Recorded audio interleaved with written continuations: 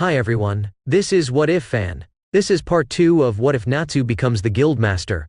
Please find fanfic name and author name in the description. Please support the author. If you enjoyed the video, please like and subscribe. Let's start. Chapter 11, over 9,000. Looking at him in the bed like this, burned and scared he could barely recognize him, this was the most hurt he had ever seen him. And if poor Ryusuke hadn't found him when she did, he would have died.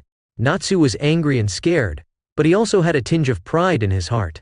He was proud that Happy fought as hard as he did, and even prouder that he won. The cat started to groan in pain, and opened his eyes just a little. "Natsu," he whined weakly. "I'm here, buddy," Natsu said in relief. "You owe me some fish." That guy was tough. Happy demands and jokes in pain. Natsu smiled, his eyes a little misty. "I'll give you all the fish you want after this, I promise." "Okay." Happy yawned and groaned in pain. "I'm tired. I'm going to sleep," he said as his eyes closed and fell back into a slumber. Natsu sighs as he stands up to leave the room. As he walked back into the guild hall, he could see the worried faces of his mates. "Is Happy Nee gonna be okay?" Kaori asked worriedly. Natsu smiled reassuringly. "Of course, sweetheart. He's just sleeping right now. What's the plan, Master?" "It's been hours," Nico asked impatiently. "Jet, can you go and check out that barrier?" The speedster nodded and disappeared. A minute later he returned. "It's not really a barrier. I was able to pass through it easily," Jet said, confused. "So what's the purpose if not to trap us?" Lucky questioned. Nico thought for a moment before asking a question. "How did it look out there?" he asked. "What do you mean?" "I'm talking about how dark it was. Did the moon look like it was setting or not?" Nico explained. "Now that you mention, it was lighter out there than in here," Jet said. Nico sighed in frustration at his words. "Vampires are stronger at night. This barrier most likely captured the night at its peak to keep them at their strongest." "What, that's cheating?" Fubuki exclaimed in shock. "Okay, first we need to evacuate the town. This could get dangerous and we don't know if they'll be safe," Natsu explained. "Nab and Ritas volunteered for that. Next, we need to find Luke and get him out. We don't know how many we're up against, so we'll have a team to be a decoy and draw out as many as they can." Natsu already called backup just in case it was too many to handle. Natsu's aura grew more serious as he said his next sentence. "Now I want all of you to be prepared for this. We'll most likely have to wipe them all out. Are you ready for that?" Natsu explained to them. "They almost killed one of ours and kidnapped another." "Of course we're ready," Biska said. "Yeah." The guild agreed behind her. Later, as everyone was getting ready, Natsu was talking to Romeo. "But why not, Master? Luke's my best friend. Why can't I go?" Romeo cried to him. "I'm sorry, Romeo, but I need you to take Kaori and evacuate with everyone else, okay?" Natsu told him. Romeo was still showing frustration over the whole thing. "Listen, this is the most important thing. Please, just take care of my daughter," Natsu told him seriously. "Okay, Master." As the town was being evacuated to a neighboring town, you could see most of the fairy tale standing in front of the castle. "Is now a bad time to say I'm nervous?" Max said, laughing. "Well, you could just leave it to us and go hide," Jet told him with a bit of sweat going down his face. "You could just leave it to us." Lucky jokes. "Yeah. If you guys can't handle it," Miliana fired at them. "Oh, we're not gonna let you ladies outdo us. Right, fellas?" Macau said, hyping the guys up. "Well, I hope you guys could back that up because here they come," Natsu said as he watched hundreds of vampires rush out the doors of the castle. "Biska, how many do you see?" Natsu asked the marksman through the telepathic line. The green-haired woman was far away, perched in a tree with her sniper out. "Upwards of 1,000, maybe even 2,000, she responded. Natsu kept his face serious as he stared at the incoming enemy. "Okay guys, there are 2,000 of them, and 10 of us. I don't know about you, but I like those odds," Natsu said, smirking. "Yeah." Behind the castle, Nico, Fubuki, Kagura, and Warren were sneaking in. "Okay. Do you know where he is?" Nico asked Warren. The telepath closed his eyes in focus as he searched for the boy. "Yes, I hear him. He's in pain and he can't speak back. Below us," Warren explained. Nico clenched his fist as he heard Luke was in pain. "Down? I thought this was the base floor? How do we get down there?" Kagura asked. "Like this," Nico said. Fubuki, seeing what he was about to do, tried to stop him. "Nico, no?" But it was too late as a magic circle appeared at their feet and cut the ground beneath them. "You idiot!" Kagura screamed as they fell 2 floors down. Crash. Warren, which way? The aforementioned telepath was face first on the ground, twitching. Still further down, he said as he got up, rubbing his bruised head. What is this place, a tower or a castle? Fubuki asked. Guys, get down, Warren yelled. Everyone dropped to the ground as a dark wave blew away the walls. The person who walked through was the same man who captured Luke. Nico got up immediately to fight the guy, but Fubuki got in his way. What are you? He tried to ask, but Fubuki interrupted him. Go, Luke's waiting for you, I'll handle this. He smiled in reassurance. Nico nodded his head as he grabbed Warren with Kagura following the two. You know I've been wanting to fight you ever since you took Luke. Fubuki's face was nothing like the light-hearted adventurer he was. He looked ready to kill, and nothing could get in his way. The man laughed. He had short white hair that was only to the top of his ears, skin pale as his peers but his eyes rounder than the rest. Yeah, well, I don't really want to fight you. The half-breed seemed way more fun. The man said. Fubuki clenched his teeth so hard you could hear them grinding. More fun? He said, outraged. I'm the funniest guy in the guild, you bastard, he said as the two charged each other and clashed. Boom. As the group was heading towards Luke, the building started to shake. Seems like they started, Kagura said as they kept running. He gonna be alright? That guy was most likely one of those apostiles, Warren said. He'll be fine. When he's serious, I could never beat the guy, Nico said, smiling in confidence. The group was stopped by a large group of vampires. Skidding to a stop, the three got ready to fight, but this time Kagura stepped up. You two get going, she said, as she grabbed her sword still in its sheath. Nico nodded as he and Warren fell deeper into the castle. Kagura cut down the crowd in front of her with ease, and as she was ready to dive after her companions, she felt someone behind her. Turning around, she spotted someone walking down the hallway. How did you cut them so easily while your sword was still in its sheath? As the person came into view, Kagura could see it was a teenager. He had shoulder-length black hair and an unassuming face. Kagura could see the boy also had a sword on his waist. I practice undrawn long sword arts, Kagura said as she readied herself.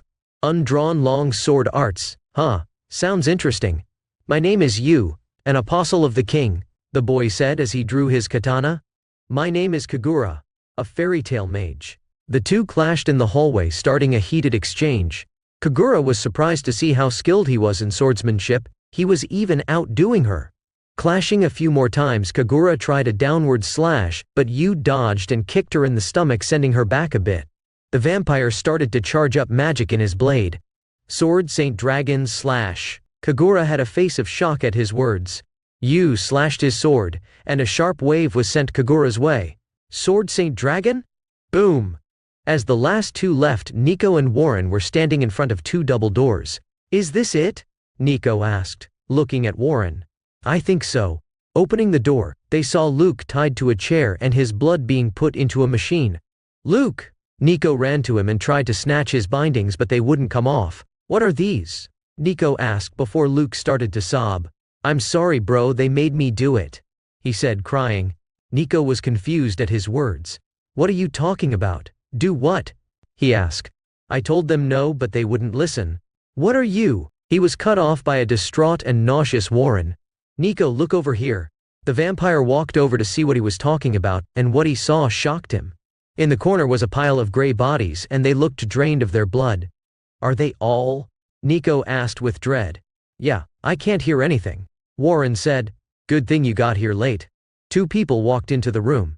One looked noble and the other looked more casual. He had more blood in him than we thought, so we finished early, the noble one said. Nico turned to them with hate. Who are you? Luke answered his question. He's the king, and that's the guy who took my blood. He's the one who made me drink the blood too. Nico's face somehow grew angrier. You made him drain them, he exclaimed. No, we drained them. We just made him drink it, the casual one said. Natsu, get here now, Warren yelled to the dragon slayer in his mind. Already on the way, he replied. You can take the half-breed, he already served his purpose, the king said, dismissing them like flies as the chains around him disappeared. Nico rushed towards the king and tried to attack him, but he was blocked by the man at his side. Nico tried to attack him with a kick, but the man easily dodged and countered him. Bam! He was punched across the face and sent spiraling back over to Luke and Warren. Nico got up, his eyes blazing with rage, and his magic started to surge. His wrist slit open and they pooled in his hands. Outside of the castle, everyone saw a large magic circle appear above the structure. "Hey, isn't that Nico's?" Jet asked, as the fighting stopped for a moment. "Yeah, it is," Droy said. Back in the castle, Nico called the name of his attack. Blood Toll, Sword of Damocles. Out of the circle, a huge crimson sword fell out and started making its way down into the castle, destroying it. "Doesn't he know we're still in here?" Fubuki asked as he and his opponent separated to not be killed by the sword. "That dumbass!" Kagura screamed as she and Yu fell underground as the room they were in was destroyed. In the room Nico and the rest were standing in, the tip of the sword broke through the roof and it was heading right for the king. The blood in Nico's hands went right into the sword, making it stronger. "Kasan," the king said, unfazed. Kasan jumped in front of him and chains sprouted from his hands and caught the sword. Kasan was visibly straining as he was holding the sword up. A few of the chains broke, but Kasan was able to just redirect the sword enough for it to miss the king, though it did scratch his face a little. The castle was surprisingly still standing, albeit barely. "That was impressive," the king said. Kasan was still painting, as was Nico. Warren was against the wall shaking. Abruptly something fell from the newly made hole. Boom! Smoke kicked up as it landed. Well, that was convenient. A voice from the smoke said, a voice the fairy tale mages recognized. "Master!" They all screamed as the smoke disappeared, revealing Natsu Dragneel. Natsu walked over to Nico and hit him over the head. "You brat, that sword almost hit me," he said, as Nico held his head in pain. Sorry, I got angry," Nico explained. Natsu looked over to Warren and Luke. "You okay, Luke? Sorry we were so late," he said as he put a comforting hand on his head. "No, I'm sorry, Master, I was too weak and they made me." "It's not your fault." Natsu cut him off. He turned to Warren on the side. "Take him out of here and help outside. They'll need you," he told him. "Yes, sir," Warren said, as he grabbed Luke and jumped up to the next floor and out of the castle. Natsu turned and looked over at the enemies in the room. Natsu Dragneel, Master of Fairy Tale, Fire Dragon Slayer and son of the Fire Dragon King Igneel, the king said insightfully. Natsu raised an annoyed eyebrow at his knowledge. "You been stalking me or something?" The king smiled before responding. "I just like to be informed of my enemies," the king said as the two started to walk closer to each other, raising the tension in the room. "So what's the plan here? Attacking Magnolia and killing its people?" Natsu said as heat started to roll off him. "Well, we didn't kill all of them, and for good reason. You know vampires are near extinct. I'm gonna use that town as our salvation," the king said. "Salvation?" Natsu questioned. "I'm gonna turn the people into vampires and bring them under my rule." That was the last straw for Natsu, and he rushed the king, and they clashed, causing the entire castle to shake. Natsu's hands were covered in fire, while the king's hands were covered in a black misty substance. As they were fighting, each big clash shook the building more and more. Natsu Luke says the machine down there is for their plan. Destroy it, he heard Warren say to him. Natsu eyed the machine as he was fighting, but the king took advantage. Focus, Dragneel. The black aura on his hands grew brighter as he punched Natsu in the stomach, and then landed a solid hit on his face. Natsu's eyes were still on the machine as he stood up. Fire Dragon's barrage roar. From Natsu's mouth, multiple blasts of flame were shot the king's way. The king blocked the blasts, but a few of them snuck by him, and were heading for the machine. "Don't think I don't know what you're doing," the king said. The flames hit a barrier and they dispersed. The machine started to glow before it shot through the destroyed floors of the castle and into the sky. Natsu immediately jumped after the machine with the king following. Kasan tried to go after them, but Nico got in his way and hit him back into the room. "I'm still here, you know," Nico told him. Kasan looked annoyed but readied himself for a fight. Natsu and the king were fighting up the halls of the castle, chasing the machine. Each time Natsu got close to it, he had to dodge or block an attack. The two eventually made it outside and the machine was already high in the sky. Around them you could see and hear the fighting. "You should give up on the machine," Natsu was told. The pink-haired man sighed. "You're right," he said as he rushed the king and attacked him. As it landed, the king was shocked at the power behind it. "From now on, I'll only focus on you," Natsu said as his attack broke through his guard and sent him flying towards the evacuated town. "Biska, you see that machine in the sky? Destroy it for me," he told the sniper. "You got it," Natsu sped after the king, starting their real battle. Biska was shooting down vampires one by one when she heard Natsu. She eyed the machine through her scope and shot, but she saw it bounce off. "Wow! Hell of a job, Natsu," she said, amused. Her eyes started to glow a vibrant purple. Evil eye. Looking through her scope, her view was now gray, and one spot on the barrier was glowing purple. She was using an eye magic that lets her see the weak points of objects and even people. She fired again on the barrier, and it cracked a little bit but didn't break.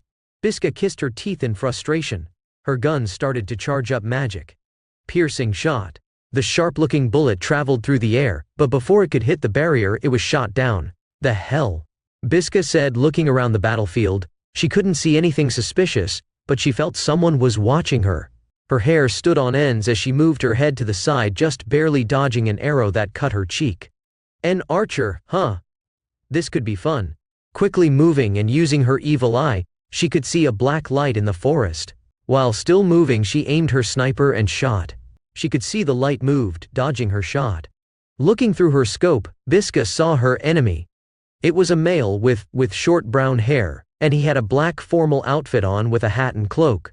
He had a black and green bow in his hands. She watched as he locked eyes with her and fired a shot at her. Biska quickly got off a shot, clashing with his, making a spark in the sky. Bang. "Is that Biska?" Kanana asked as she shot 3 vampires. "Sounds like she must be having some trouble," Laki responded as she impaled a group of vampires with wood spikes. They both saw a wall of the castle blow open, and a blue-haired man followed by a white-haired vampire shot out into the forest. "Was that Fubuki?" Kanana asked. "Yep. He really looks like he's having trouble." As they were fighting, the ground started to rumble. "Is that an earthquake?" Miliana asked as she had multiple vampires in binds awaiting death. The castle collapsed in on itself, and out of the rubble a sea of enemies appeared. They didn't look like humans or vampires, more like an amalgamation of different things. "What are these things?" Max said, as his sand took down a few. "They're like monsters. From the guild's perspective, they just wouldn't stop coming out of the hole the castle was in. Just take them down and try not to die," Laki yelled at them. "Strangle bind." From Miliana's hands, multiple pink ropes appeared, and wrapped around dozens of the monsters, and squeezed them to death. "They aren't that tough," she said, invigorating the guild. "Hopefully that backup Natsu called will get here soon." In the town of Magnolia, it was ruined in the wake of Natsu's and the king's battle. The two were in the middle of a heated exchange. Natsu dodged a strike from him and gripped his stomach. Fire Dragon's grip strike. He blew away the king, destroying another house in the town. The king got up, his misty black aura becoming clearer. Absolution. A wave of magic was ejected from his body, destroying all it came across. Natsu sent a wave of fire that matched it. The attacks cancelled out. "You know, for an old vampire I thought you'd be stronger," Natsu mocked him. The king laughed at his words. "I'm just enjoying my first bout in a long time," he said. Natsu could hear the rumbling coming from the clearing behind him. "Are you worried about your guild?" the king asked, amused. Natsu smiled with confidence. "Of course not. They'll be fine, and if not, I'll just finish you quickly and go help," he said with a level of arrogance. "My forces number over 9,000, you'll need to help," the asking said, laughing at Natsu's shocked face. In the sky, a ship was flying towards Magnolia. "We'll be there soon. Men. Chapter 12. Second rate. Fubuki could say this guy was definitely strong. As he swung the 2 axes he had in his hands, the bastard dodged and shot shadow spikes at him. Fubuki blasted snow from his snowboard and dodged the spikes by going in the air, and he attacked. A spike of snow was formed on the bottom of his board, and he dropped on the vampire. Shadows erupted from the vampire's hands, destroying the spike and the board simultaneously, and blew Fubuki into a tree. "Black cutter," the vampire announced as a black blade was sent towards the snow user. Fubuki ducked in time to not be cut in half like the trees behind him. Fubuki got up laughing. On both fighters you could see bruises and scratches on their forms. "You having enough fun?" Fubuki asked. The vampire laughed as he answered. "Just a little." Fubuki charged him, starting a heated back and forth. With his shadows, the vampire was able to trade blows with Fubuki's axes. The two were smiling as they fought through the forest. The cuts and the bruises only fuel their excitement as they put their lives on the line. The axe wielder dodged backwards from a shadow attack. The vampire tried to follow after him, but he was grabbed from behind. "Snow Angel." A beautiful woman made of snow wrapped her arms around him, keeping the vampire in place. Magic started to swirl around Fubuki as he sent his next attack. Snow Demon. A demonic counterpart to the Snow Angel was shot from his magical circle. It had claws and long fangs protruding from its mouth with 2 horns on its head. Boost! Fubuki yelled, and a snowflake appeared in front of the demon, making it bigger, stronger, and faster. The vampire's face showed surprise at the new speed of the attack, and he wasn't fast enough to do anything to stop it. The attack landed, and the demon bit into the vampire, taking off his shoulder as it took him through several trees. Fubuki made a new snowboard and rode after his opponent. Once he got to where he should have been, he wasn't there. He looked around, his guard up, but it was too late. From behind, he was impaled. Turning his head, he saw the badly hurt vampire coming out of his shadow with a sinister grin. "Now this is fun," he said, laughing. Fubuki, thinking fast, made a snow angel behind his enemy, and it grabbed him and pulled him away. The vampire just laughed as it fell back into the shadows, disappearing. "Well, this isn't fun," he said before having to dodge a shadow attack, and then multiple other ones. Fubuki wasn't one for strategy, but he knew he would have to think to get out of this one. He was being bombarded with attacks from all sides, and none of his seemed to do anything. Thinking for a while, he came up with an idea. If he couldn't catch him in the shadows, he would just catch him out of them. Taking a great leap straight up in the air with his snowboard at his feet, at least 6 snowflakes appeared below him. He started to spin fast in the air, as wind and snow started to be collected at the bottom of his board. Eternal Blizzard. He launched the snow into the snowflakes, and as with every other move, the snow grew stronger to the point of becoming a storm that overtook a large part of the forest they were in. As he landed, the vampire appeared from the shadows to attack, but he started to freeze almost instantly. His vision was also impaired by the storm. Fubuki smirked in victory as his plan worked. He sped over to him, the snowstorm having no effect on him, and made a powerful swing downward, trying to cut him in half. With his feet frozen to the ground and the rest of his body following suit, he couldn't dodge all the way. He was able to move just enough to only lose his arm. He quickly broke the frost on him and jumped back, but the snow user wouldn't let up. With only one arm, all he could do was dodge, but with the mobility his opponent had, he couldn't escape unscathed. With his arm being healed, he didn't have enough energy to go back into the shadows for long, but he could do it to get an attack off. Purposely leaving an opening, he made Fubuki attack. Just before the axe ended him, he slipped into his shadow and reappeared quickly with his attack. Shadows Asgard. In his hands, shadowy faces were there, and he blasted them through Fubuki's stomach. The snowboarder fell to his knees in front of the smirking vampire. "That was a good fight, way more fun than I thought," he said with respect in his voice. He charged up one last attack to kill Fubuki. "Yeah, it was," the vampire heard from behind him. He only had time to widen his eyes as he watched what he thought was Fubuki drop into a pile of snow before he was beheaded. Fubuki stood behind him as the vampire fell to the ground and turned to ash.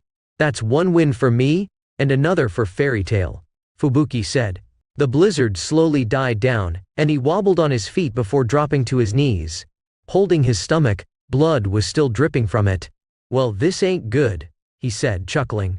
Fubuki slowly got to his feet and started to make his way back to the battlefield, only to be shocked by the state of it. He saw thousands of monsters coming out of the destroyed castle, and his guild barely holding them off. What the hell is happening? On the battlefield, Kinana and Laki were showing amazing teamwork as they were back-to-back destroying enemies. Laki was wielding a wooden staff in her hands as she ducked and dodged around Kinana to let her shoot enemies. Laki weaved to the side, as Kinana pointed her gun where she used to be. Bang!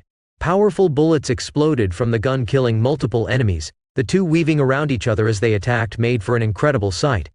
From the gunner's mouth, reddish smoke could be seen. Laki, on her side, knowing what was coming, cocooned herself in wood. Acid poison. Kinana released the smoke from her mouth onto the crowd of enemies in front of her. They all started to scream in pain as their skin started to melt off. Even in the wood cocoon, Laki could still attack, and that was what she did. Multiple wooden spikes popped out of her cocoon, putting most of them out of their misery. Even with that, though, they didn't even put a dent in their numbers. "It's like they're endless," Laki said, stepping out of the cocoon. "I know." Kinana agreed. As she aims her gun again, a hole was opened in the ground, and the girl was pulled in. Kinana. Laki tried to go after her, but someone blocked her path. Laki scowled at the man standing in her path. He was fairly tall with glasses on, short hair, and a suit on. "Sorry, I can't let you do that." Underground Kinana was slammed on the wet ground, knocking the wind out of her. "You were making my baby scream." A female voice echoed in the tunnel they were in. Kinana got up quickly and laid eyes on her assailant. A voluptuous woman with long spiky orange hair. On her body was a black lab coat, with a two-tone white and black shirt. On her bottom half, she wore simple black pants and surprisingly no shoes. "Babies? What are you talking about?" Kinana asked, her gun gripped tightly in her hand. "Those creatures up there, those are my creations," the woman growled out. "You mean those monsters?" Kinana said. The woman grew angry at her words, and faster than Kinana could see, the woman planted her fist in her stomach. Crash! She flew into a wall, blood escaping her mouth as she landed on the ground in shock. "Don't talk about my babies like that." Kinana quickly fired her gun, the bullets on track to hit her target. Bing! The powerful shot hit the target dead on, but they bounced off, much to Kinana's shock. Instead of her face being blown away like Kinana expected, she was just bleeding a little. The woman licked the blood from her face as she smiled in excitement. "That gun is strong. My skin is second only to dragon scales, you know," she said. "Second only to dragon scales?" Kinana questioned. "My magic is to mutate DNA. Dragon scales are special, so I haven't quite been able to replicate them for me yet," she explained, as she mumbled words under her breath. Kinana was surprised, but we had a thought that made her sick. "Mutation? So you're saying those things up there used to be?" She couldn't even finish her sentence. "Humans? Yeah, they were, but now there's something more," she said as if nothing was wrong. Kinana's rage was sometimes she never felt before. The thought of someone just messing with someone's life like that sickened her. It almost felt personal to her for some reason. Her normal green eyes turned a vibrant yellow with slits in them. She sped over to the woman and swung her gun at her. The woman blocked it, but her face showed surprise. She was then hit in her stomach with a punch, and it burned her skin. Crash! She flew into a wall with a purple substance that was burning her stomach. The woman's skin shed, taking the poison with it. "What's your name?" Kinana asked her ominously. "Hilda." Kinana's eyes glowed bright with malice as she exuded bloodlust. "Hilda, you will die today."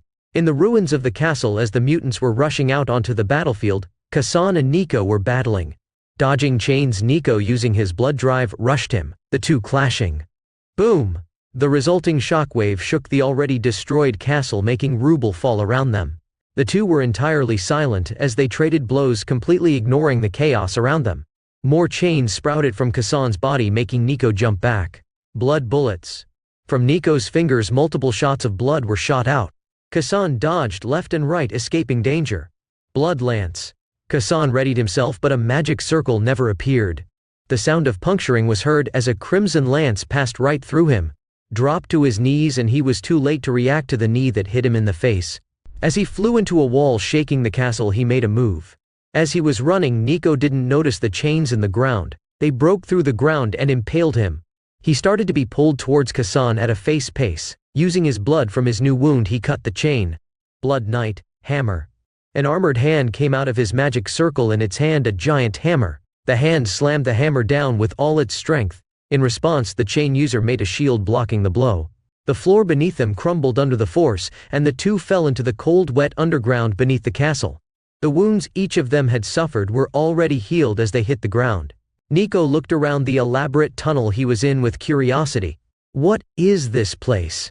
he asked no one. "It's where we lived. These tunnels housed us for years as we steeled our resolve, waiting for this time to come," Kasan answered with conviction in his voice. "I see.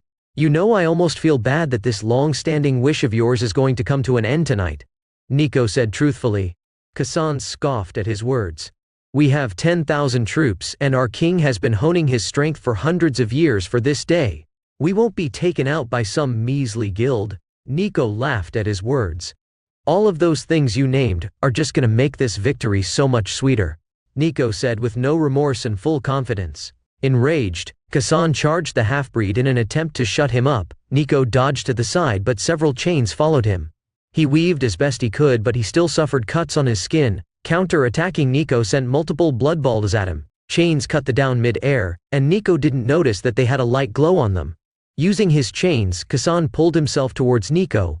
Boom! Nico dodged as Kasan indented the wall behind him. Nico didn't have time to react. Chains sprouted from every pore of the tunnel. What the? His arms and legs were bound in chains as he was suspended in the air. The chains started to glow as Nico felt his strength was leaving him. What's going on? Nico asked weakly. These chains drain magic from whatever they entrap, and that magic comes to me, his opponent said, as his magic started to surge, shaking the space they were in. Nico grew worried as Kasan started to charge an attack. This is the end half-breed. Chain breaker. From a large magic circle behind him, a giant spiked chain flew out, scraping the walls of the tunnel they were in. The attack kept going and ripped tight through Nico in the process, seemingly killing him. As I said, we won't be defeated by a measly guild. Kasan spoke to no one. Fairy Tail ain't a measly guild. Nico's voice rang out from the tunnel. Turning around, the vampire laid eyes on the man he just killed. He was hurt for sure, but ripped in two like he was supposed to be. No. How did you? Nico laughed at the apparent confusion and shock on his opponent's face. Like this. Straining himself, Nico's hands turned from pale skin to crimson blood. I'm not really good at it yet, so it takes a lot of work. You almost had me, as you can see, he said, pointing to the puncture wound on his chest. Blood drive 2 times. Like his usual blood drive, a red aura appeared around his body, but on his skin red markings started to appear. This move is kinda dangerous, but it'll be worth it when I finish you. Faster than the apostle could see, he was punched in the stomach. Nico, showing no mercy, beat him throughout the tunnel. Boom! Nico planted him in a wall, trapping him there. Blood toll, Hamayumi, or evil vanishing bow. 2 hands appeared out of magic circles, a bow in one hand and an arrow in the other. Drawing it back, the arrow was fired right into the heart of Kasan. Boom! The arrow struck the wall behind him and kept going through the tunnel. As Kasan fell over his body, turning to ash, his last words were, "I'm sorry, my king." Nico powered down blood drive, breathing heavily from the display of power. He coughed, and blood escaped his mouth as he dropped to his knees. Man, that hurts. He laid on the ground, closing his eyes. I'm just gonna lay here a second, said, passing out. We're being overwhelmed, Macau yelled, as the mutants just kept coming out of the ground. The guild were fighting, but they were getting tired by the second now. They just couldn't keep up with how many enemies were coming. Just keep fighting. Master called back up. They should be here soon. Jet encouraged them. And speak of the devil, several shots rang out from above the clouds. Boom, boom, boom. Jenny Reelite in her Christina soul fired a barrage of bombs from her hands, taking out huge chunks of enemies. You called, she said, flipping her hair. Blue Pegasus. The guild yelled in joy. Mages from Blue Pegasus landed on the battlefield as Jenny kept flying in the air, bombarding enemies with bombs. In the now destroyed Magnolia, Natsu and the king both were dirty and damaged from their fight, but they still had ample energy left in them. As Natsu used Fire Dragon's talon, the king blocked it with his black aura. He made crows from the ethereal substance, and at blinding speed they flew towards Natsu. The pink-haired man dodged and ducked them, and gained some distance. Natsu could hear the bombs going off, and he recognized the magic sending them. Well, it seems my backup has arrived, he said with glee. The king scoffed. Like a few second-rate mages can do anything to help your pitiful guild, he said with arrogance. Maybe. But my friends aren't second-rate, and you'll see that soon, Natsu said as their battle reconvened. Chapter 13. Family Trust. Clang! Clang! Clang! Underground, Kagura and Yu were clashing steel in an intense battle. With her sword still in its sheath, Kagura was sweating and her white clothing was dirty. Yu, on the other hand, had lost his hat in the battle, and was smiling as he fought the girl. Sword Saint Dragon's Thrust. That was also a problem Kagura was facing. On top of his amazing sword skill, it was boosted by his Dragon Slayer magic. Every slash and thrust that was made by him became deadly. Kagura gritted her teeth as the vampire thrust his sword forward, and out came a red blast. Kagura jumped over the blast and, using her gravity magic, came down with a heavy blow. As the two clashed, Yu smiled as Kagura glared at him. Why are you all doing this? What did Magnolia and Fairy Tail do to you? Kagura exclaimed, as they too were clashing swords. Yu dodged a slash as he kicked her away before dashing to her, putting her on defense. Nothing. If I'm being honest, I don't agree with what the king is doing, but the vampires are my family, so I'm gonna do everything I can to help. His words angered Kagura, but part of her could understand what he was saying, and she thought to herself, If Natsu wanted to do something she didn't agree with, would she help just because they were in the same guild? Would she throw away what she thought was right for family? The conclusion was of course not. She would try to knock some sense into Natsu and try to find a better way. The same way he did for her yesterday. I don't know if that's what I would call family. Family listens to each other and doesn't force them to do things they think is right. Yu growled at her words, but he also knew they held some truth. He was fine with the way things were. He didn't need to have some grand revival of his race to be happy. But what about everyone else? Would they be fine if things started the same? Jumping backwards, Kagura sent a ranged slash his way that crushed the ground beneath it. Yu blocked the slash, but the weight of it threw him back into a wall, kicking up dust in the process. Boom! Kagura took the chance to attack again. Concentrating her gravity magic in her sword, she thrust it into the air multiple times. Rabbit bite. Several small blasts of gravity magic were shot from the sheath of her sword. From the dust cloud, the vampire waved his sword in a circular motion, clearing the cloud, as he spoke his next words. Sword Saint Dragon's shield slash. A red barrier was erected in front of him. The gravity shots hit the barrier, shaking it as they dispersed. The shield started to crack in the process, surprising Yu. He dashed from behind the barrier, throwing away his defenses as he slashed the air in front of him. Kagura braced herself and spread her senses, eating for the attack, but nothing came. Sword Saint Dragon's void slash. From the point at which he slashed, the air and rocks started to be sucked in. Kagura, in her surprise, started to fly towards the slash too. Quickly she rooted herself using gravity magic, but that didn't matter, as Yu dashed to her, seemingly unaffected by the void next to him. Thousand cut slash. He cut into her stomach and he blew past her, the void sucking her and disappearing as she fell to one knee. But the attack wasn't done, as a tornado of sorts spawned on her body, slashing into her. She screamed in pain as blood started to shoot from her wounds, her bunny ears being cut off in the process. When the wind died down, Kagura was bloody and beaten, and her outfit was destroyed, showing her impressive figure. Not that Yu cared, as he prepared to finish her. Dragon Slayer secret art. Checkmate slash. In an impressive display of speed, the vampire almost instantly appeared in front of Kagura, his sword above his head, ready to bring it down. I'm sorry, the Fairy Tail Guild seems like cooler people. Too bad we were on opposite sides this time. I feel like we could have been friends. That sentence put something into place for Kagura. The words Natsu spoke to her yesterday and the person she would be without her revenge seemed to become clear in the face of her apparent death. She was a fairy tale mage, and she has been for years, and because of that she has to protect her family. Clash. The sound of metal on metal rang out in the cave as Kagura blocked his attack with her now unsheathed sword. Yu was shocked that his secret art was blocked just like that. Just what was that sword, he thought. Before he knew it, he was blasted away by gravity and he flew into a wall.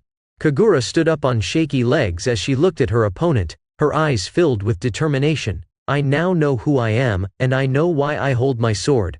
I, Kagura Mikazuchi, swear today that anyone who shows ill intent in the direction of Fairy Tail is my archenemy, and I will show them no mercy. Her words resounded throughout the underground, as her sword glowed in agreement with her declaration. Kagura decided to forsake her revenge in exchange for something she saw as infinitely more important. Her guild. Her family. Yu appeared from the wall, impressed but also determined to win the battle, whether it was for the vampires or himself he didn't know, and he didn't care. Kagura charged him in an attempt to end the battle, but the strike was blocked, but Yu was still surprised at the power of the sword. The slash tore through the wall on his side, digging its way through the tunnels and shaking the entire underground. As Nico was sleeping on the comforting cool ground, a powerful blast shot right over his head, waking him up. What the hell? He screamed, shooting up as the tunnel he was in was crumbling. A rock fell on his head, making him clutch his head in pain as he started to run away. I gotta get out of here. A few levels above where Kagura and Nico were, Kinana was in an intense battle with Hilda the mutant. The doctor currently had shard reptile-like claws on her hand and feet, and her mouth was filled with dangerously sharp teeth. As she ran around the underground cavern, Kinana fired a few shots that she expertly dodged. She dashed over to Kinana, her claws ready to slash her, but with Kinana's snake eyes activated, she was able to see her moves. Clash. The two clashed, Hilda with her claws out in an attack, and Kinana blocking them with her heavy revolver. Kinana lashed with a punch, purple poison covering her hand, but the mutant backed away in time. They stared at each other for a moment, and just as they were gonna resume their bout, the place started to shake. What is that? Hilda asked curiously, which Kanana used to her advantage. Bang! She shot her gun poison in the bullets right into the face of her opponent. In response to the noise, Hilda turned her hand just in time to be hit. Or so it seemed as her head flew back. She looks back at Kanana, the 2 bullets fired in between her teeth as she smiles. Are these poisoned? You should know most poisons don't work on me, the doctor said with arrogance. But Kanana noticed her body froze for a moment. And that moment may be all she needs. Back deeper underground, Kagura and Yu were in an intense battle, which the girl was winning.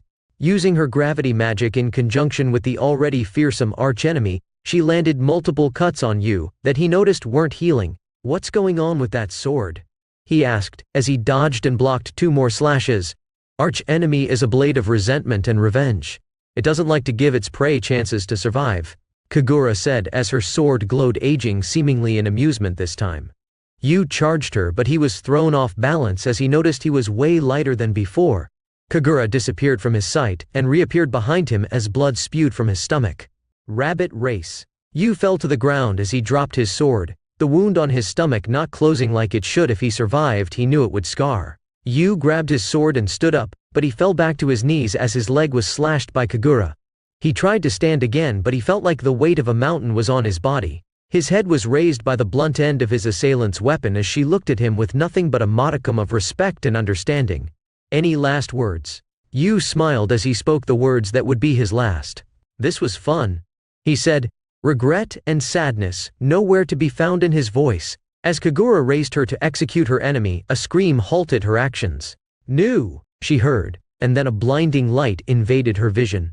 When the light died down, Kagura had her sword ready for action, but she swallowed nothing and heard no one. Her opponent was gone, and with him her strength. Using her gravity magic, she sheathed her sword as she fell to the ground. "Kagura!" she heard from the hole she made. She turned her head to see her fellow S-class members Nico walk through looking beat, but otherwise well rested. He came over to her, looking worried about her for a change. "You alright?" he asked her. "Fine, just a little tired." "You?" she asked him back. "Finn just took a nap and my wounds are healed. I'm ready to kick some more ass. And it looks like they're gonna need stage help. I don't know if you saw those monsters, but they looked endless," he told her. "Monsters?" she asked, confused. "So you didn't see them? They weren't vampires, that's for sure, and the guy I was fighting said it was 10,000 of them." Nico explained. Much to Kagura's shock, she tried to stand, but she fell back down in pain. Nico grabbed her arm and pulled her over his shoulder. "Come on, let's go, Rabbit," he said, as they looked for a way out to help their found family.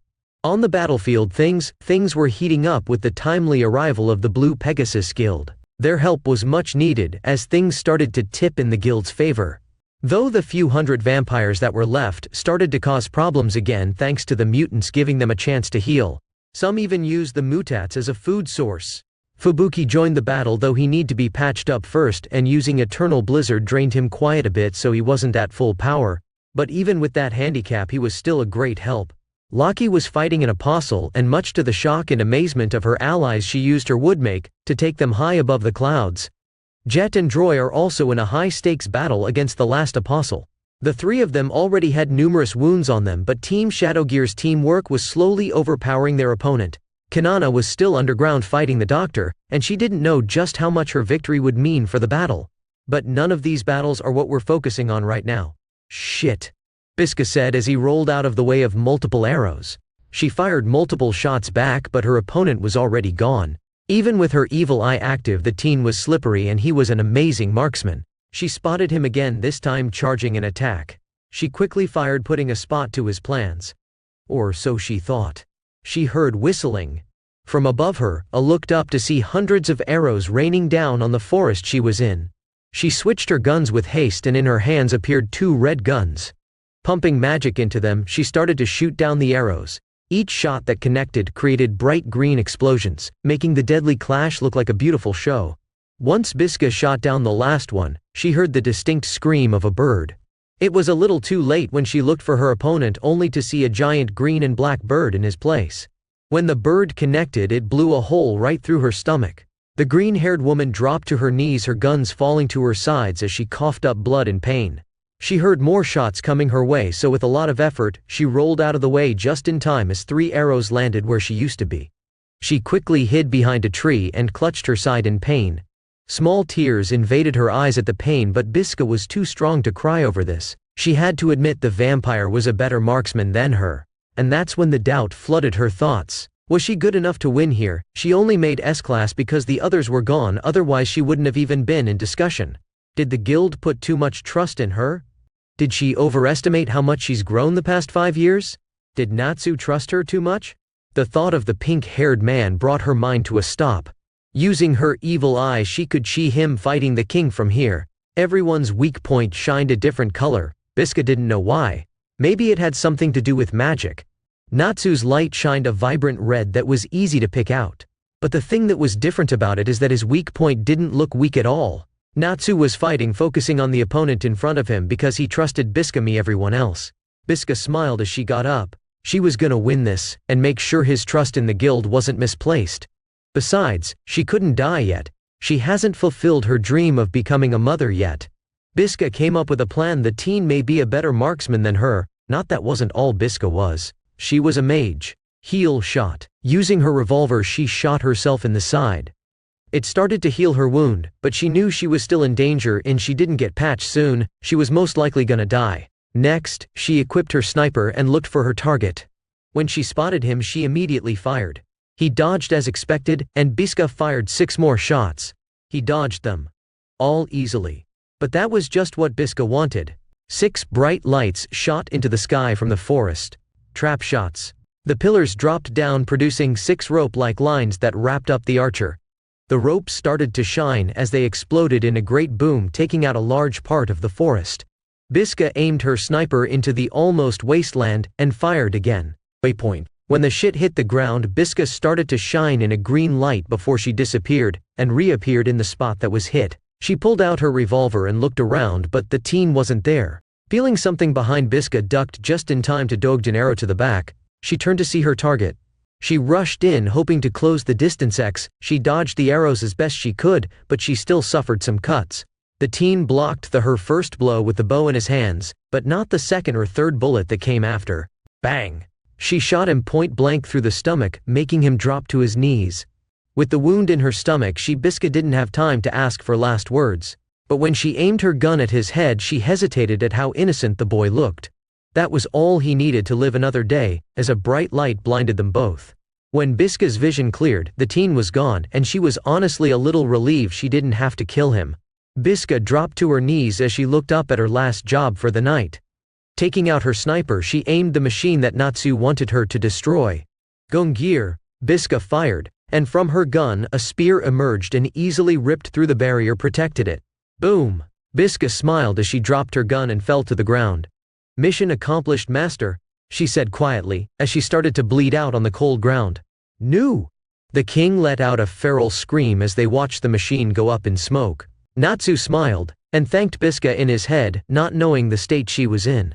Told you my friends aren't second-rate. When the king looked over at Natsu, his pupils were dilated and his irises were bloodshot red. Dragneel, he screamed at the dragon slayer. Natsu wasn't concerned at his opponent's apparent rage. That's my name. The king snarled as black sparks started to appear on his hands. With a roar, black lighting shot from his hands. Natsu tried to eat it, which was a bad idea as the lighting burned his mouth and blasted him into the guild. More lighting rained down on the guild hall, destroying it in the process. No! Natsu yelled as the guild collapsed around him. But being hurt wasn't what he was worried about the most. It was a particular garden and symbol. As the guild collapsed, Natsu was buried under the rubble. He started to dig through it, looking for the symbol that represented his family. When he found it, it was still intact, but what shocked Natsu was that it was in the same barrier that saved his daughter. What, or rather, who he saw standing in it shocked him even more. First, he said breathlessly. The blonde-haired girl laughed as she saw his shocked face. Mavis Vermilion stood on the barrier that held the gold fairy tale symbol, smiling. 4th. Chapter 14. Eve of the Finale. 4th. Natsu was in awe as he started at the first master. He couldn't understand what was happening. Here he was in the rubble of his guild fighting a vampire king, and now Mavis Vermilion showed up. Someone who was supposed to be under the guild sleeping. He instinctively reached out to her, only for his hand to pass through her body. First, are you a ghost? Natsu screamed and freaked out as Mavis laughed at him. Yup. As Natsu was about to say something else, but he hissed in pain as it felt like his mouth was burned. Ow, that hurts, he said confused as he stuck his tongue out of his mouth. Natsu couldn't see it of course, but Mavis saw the black sparks coming from it. Black lighting, Mavis said softly. Black lighting? Natsu said, confused. Yes, it's a corrupt version of lighting magic. The lighting has been tainted over the years because of built-up resentment and hate. It's also corrosive because of that, which is why your mouth is still taking damage. She explained with a sense of wonder. I've never seen it before. How fascinating. Mavis in her excitement pushed her face closer to Natsu's mouth in an attempt to see the sparks. Natsu backed up a little from the ghost, as he had a bead of sweat run down his face at her excitement. I don't know how I feel about you being so happy that I'm hurt. Mavis, even as a ghost, was shown to have a small blush on her face as she cleared her throat in embarrassment. I'm sorry, Fourth, that was unbecoming of me, she said, folding her hands in her lap. Besides that, what are you doing here first? Aren't you supposed to be sealed down below? Natsu was very confused. Mavis just smiled at him, clearly not sharing Natsu's worry. I'll tell you after. Right now you have a fight. Right after she said that, Natsu heard something racing through the air.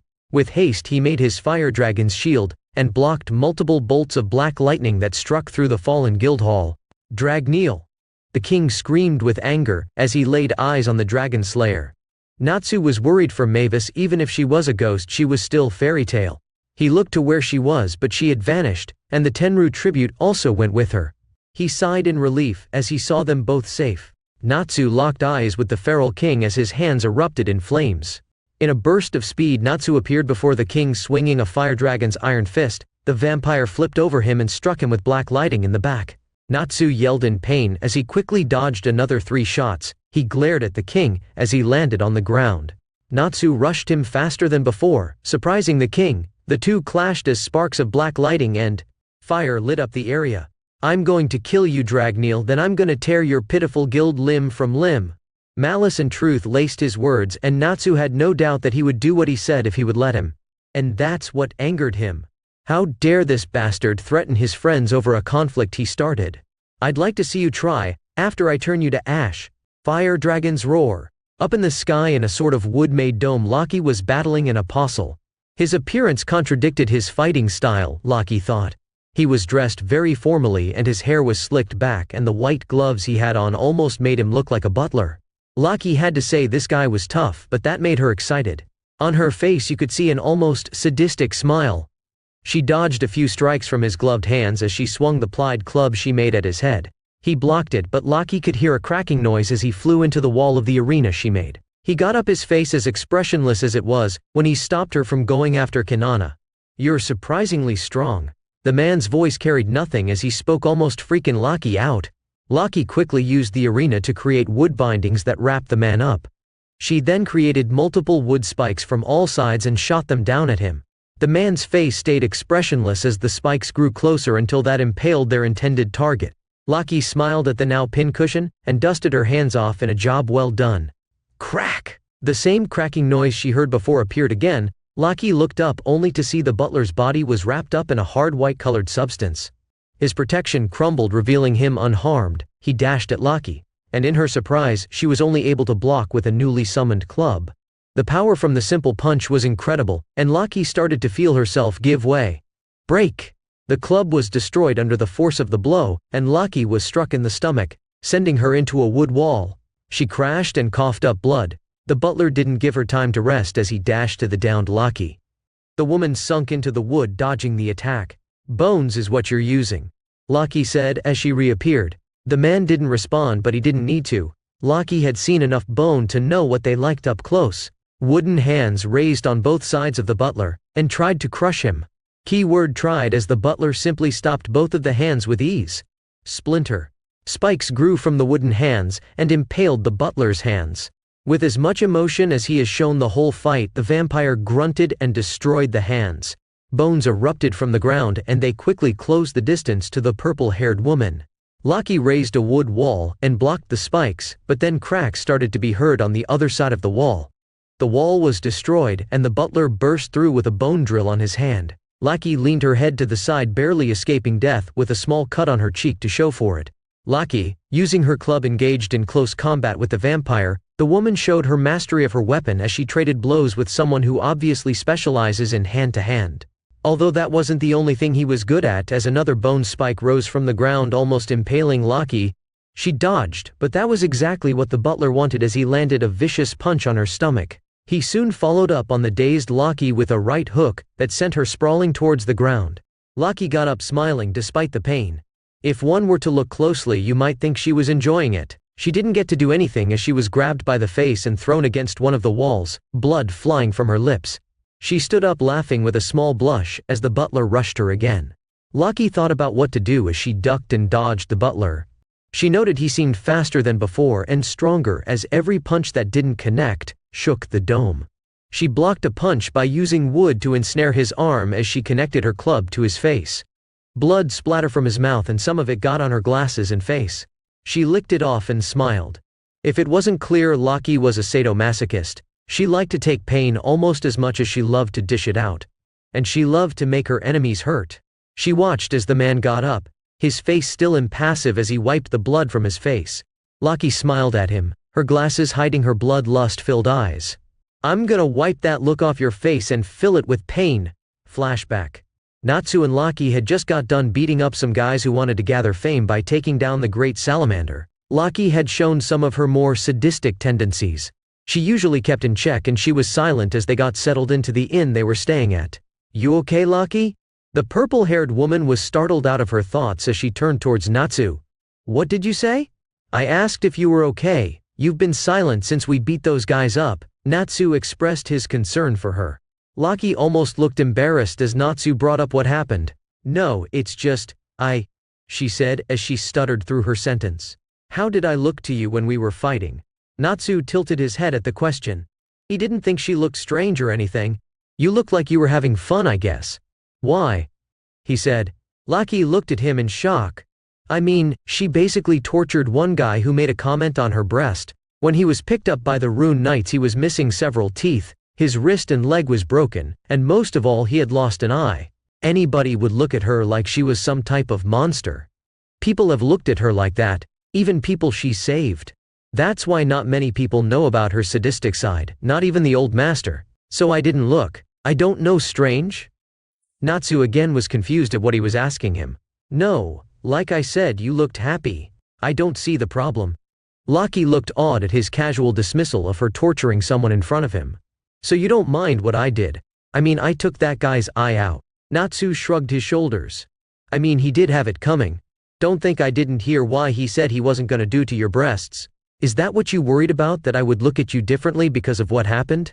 Lucky, despite her being one of the more mature members of the guild, put her head down and blushed. She felt a warm hand rub her head, and she looked up to see a smiling Natsu. "Don't worry, Lucky, taking some bastard's eye out isn't gonna make me change my opinion of you. You're my advisor, and if I'm being honest, I'd be lost without you helping me," Natsu told her. "Besides, Erza taught me how to read and write, and that was scarier than anything I've ever seen in my life." They both laughed at his comment, but they both knew it was true. Lucky leaned in and kissed Natsu on the lips. As she pulled away, Natsu asked her what that was for. "I just don't want to lose," she said, as she laid in her bed. "Lose what?" Flashback end. Outside of her head, Lucky was still battling the butler, but the fight was coming to a close, as in this wooded coliseum, Lucky was in absolute control. Dragons sprouted from the walls, shocking the butler, not that he showed it. Would make dragons. The man weaved the beasts as they curved around him, trying to ensnare him with their bodies. He grabbed one, and crashed it in his hands, and kicked the other one to pieces. He looked around to his opponent but couldn't see her as she materialized behind him. Bam! She swung her club into his back, sending him flying towards a wall. Splinter. Flesh being pierced was heard all around as spikes appeared on the wall, catching the man. Lucky smiled and giggled sadistically as she saw the man's brow furrowed for an instant. A wooden fist rose from the ground and tried to crush him, but the man freed himself and dodged. He shot bones from a distance at Lucky, but she easily avoided and blocked them all. Lucky this time took the offensive as she rushed the man, and this time, when the bone spikes tried to rise from the ground, Wood stopped them all. "You won't get me with the same trick 3 times. The man readied himself for a close-up battle, but he felt his feet wouldn't move. Looking down, he saw they were encased in wood. And that second it took for him to free himself was all Laki needed to land another hit on his torso. Blood was shot from his mouth as he was tossed into a wooden hand that threw him back to Laki. This time with a downward strike the woman slammed his head into the ground, making him grunt in pain. Laki smiled at the noise as she kicked him back into the air and in perfect position for her to send him flying into a wall. Haha. I told you I'd change that expression on your face. This Laki looked completely different from the calm and kind advisor you would see at the guild or in meetings. Or even the motherly version of her she had when Kaori was around. No, this woman was a pure sadist. The wicked smile she had on her face as she watched her opponent struggle to stand. What she looked like now was something you wouldn't associate with Laki. The blood that stained her beautiful skin. Or that laugh she let out, as blood filled her vision, and the sounds of pain hit her ears. All this painted the picture of a monster hidden beneath the smile of a fairy. You want to know why I brought us all the way up here? She asked, not expecting an answer from the emotionless butler. Wood wrapped around his arms and legs, holding him in place. Laki dashed him her club in hand, now having spikes on it. She swung down on one of his arms with tremendous force. And the result was the arm being ripped from the body. It was so no one could hear you scream, she said with joy and a smile on her face as the man's eyes widened at his missing arm. In contrast to Laki's location, her fellow purple-haired friend was underground fighting someone who was very chatty. Aha, I thought you said you were gonna kill me, the crazy doctor said, as she and Kanana traded blows in the cave. Kanana was struggling to keep up with the physical prowess of her opponent. With vampire strength and her being able to mutate her genes to give her even stronger physical abilities, she was a truly terrifying opponent. Kanana was able to keep up because of her being a sort of mutant herself, and with her snake eyes active, she was able to track the woman's movements, and even land a few hits with her enhanced strength. Not that it did much. The best way she had to deal damage was lying on the ground. Come on, show me more of that anger from before, the woman said as she landed a clean hit on Kanana's stomach, and unlike her fellow S-class, she didn't enjoy the pain one bit. The woman aimed her claws at the throat of Kanana, and pierced it with ease. Almost too easy. The purple-haired woman dissipated in a cloud of smoke before multiple of her appeared with her purple revolver in all of their hands. The woman jumped back as she analyzed the new threat in front of her. What is this? Clones? They all aimed and fired on her. She dodged and was surprised to see the shots break through the wall behind her. She sniffed the air and smiled as she realized what was happening. Turning her attention on the Kanana to the far right, she blitzed her and ran her clawed hand through her body. Warm blood covered her arm as she smiled at the pained look on Kanana's face. I told you poison doesn't work on me, she said as the other Kananas dispersed. And so did the one she just ran through. Shock covered her face, as a loud bang resounded in the cave. Hilda fell forward as bullets shot through her body and drilled their way into the wall in front of her. As she stood and turned, she saw Kanana standing behind her with a smirk on her face, as her gun let out steam from the power of the shot. How did you? Hilda was confused on 2 points. 1, how did the poison affect her, and 2, how did the bullets pierce her skin? To answer this we have to go into Kanana's mind. When she tried to shoot her earlier with paralyzing poison, she noticed the woman's body stiffen up just for a moment, meaning her poison did work if just for a moment. And Kanana knew as a poison user herself it's almost impossible to be immune to every poison, but with the power to mutate genes it just might be. So with a gamble she used another kind of poison. One that tricked the mind as well as the body. And it paid off. The woman had to alter her genes to be immune to the illusion, which left Kanana enough time to charge her gun with magic, making the attack easily be able to pass through her armored skin. Not telling. Hilda growled at Kanana's cheek. She couldn't have more than 5 or 6 gene alterations on herself at one time, which was a weakness to her. Her claws retracted, and the wound on her stomach closed almost instantly. She was angered but had to calm herself. She had to stay close to the girl because the gun was too dangerous to be left unchecked. Better yet, she might as well take the girl's shooting arm. She charged Kanana, reinvigorated by her plan, and attacked, starting a vicious assault on the girl. Kanana, using her enhanced senses, avoided her attacks with difficulty, but she wasn't able to attack back, and that was trouble. She covered her hand in her acid poison and tried to punch the girl a few times, but hand-to-hand wasn't her forte, and so the mad doctor was easily able to dodge her rather sloppy blows. She then did something Kanana wasn't expecting. Going for a leg sweep, Kanana jumped over it only to be grabbed by a reptile-like tail. Ayy! Kinana screamed in pain as she started to be crushed by the appendage. Much to the delight of her opponent, a sickening crunch was heard as she was thrown into a wall. Before she could drop, she was grabbed by the sadistic Dr. Kinana, looked up weakly, as the woman smiled before she opened her mouth. Her tongue fell out, and Kinana was terrified as the appendage seemed to make its way to her eye. The scream Kinana let out as her eye was taken from her was one she would never forget. Blood spluttered from her eye and ran down her face as she writhed in pain. "Yes, feel the pain you inflicted on my babies." Hilda laughed madly as her tongue dripped with the blood of her victim. Kinana gritted her teeth at the thought of those grotesque monsters. But her compassion wouldn't let her just write them off as only monsters. They were victims. People who had lives, family and friends, and they were taken away by this monster just like that. For no reason other than sick gain. Kinana let out a scream more akin to a shriek, as her pale skin started to turn purple. She opened her eye that was just taken to show that it had changed. Her left eye still shined gold under the change of her snake transformation, but her right one was blood red. Her tongue grew longer, and her teeth started to retract, and fangs took their place. Hilda backed up as the woman burst out of her skin, and a giant snake was in her place. Kinana, almost out of her mind in her rage, didn't even register what was happening as she charged Hilda. She wrapped the doctor in her long frame and squeezed as hard as she could. She broke multiple bones, making the woman scream in pain. Kinana kept squeezing and she roared at the woman. Using her fangs, she bit into the woman's shoulder and injected her directly with a corrosive poison. Hilda shed a few hot tears as she felt her blood being eaten from the inside. She changed her jeans again, as spikes protruded from her body, impaling Kinana, making her loosen her grip enough for Hilda to escape. With tears of pain rolling down her cheeks, the woman mutated herself to fight the poison, but the damage was already done. The only thing that would help her damaged insides was time. Kinana fell down in pain. She felt extremely tired for some reason, as her blood leaked from her wounds. She felt like she remembered something though. Something that was scratching the back of her head for a while. Flashback. Kinana was just a small girl. She was alone and very poor. She was lying on the street in a town when she saw a woman walking past her and held out her hands for anything. "What is it, child?" The woman didn't sound very nice to Kinana, but she was starving. Food. "Please, I'll do anything." The woman's smile was one Kinana would be able to recognize later in her life. It was a smile of evil. Anything. The next moment, Kinana was a snake. From one day to the next, she traveled relying on her new instincts to survive. She eventually met a slave boy and became his friend. They had a close bond. And Kinana stayed with him until she was transformed back into a human, and she lost her memory of him and her past as his partner. Kinana saw her life as a fairy tale mage, and her struggles to get stronger and eventually become S-class. The friends she's made in and outside the guild.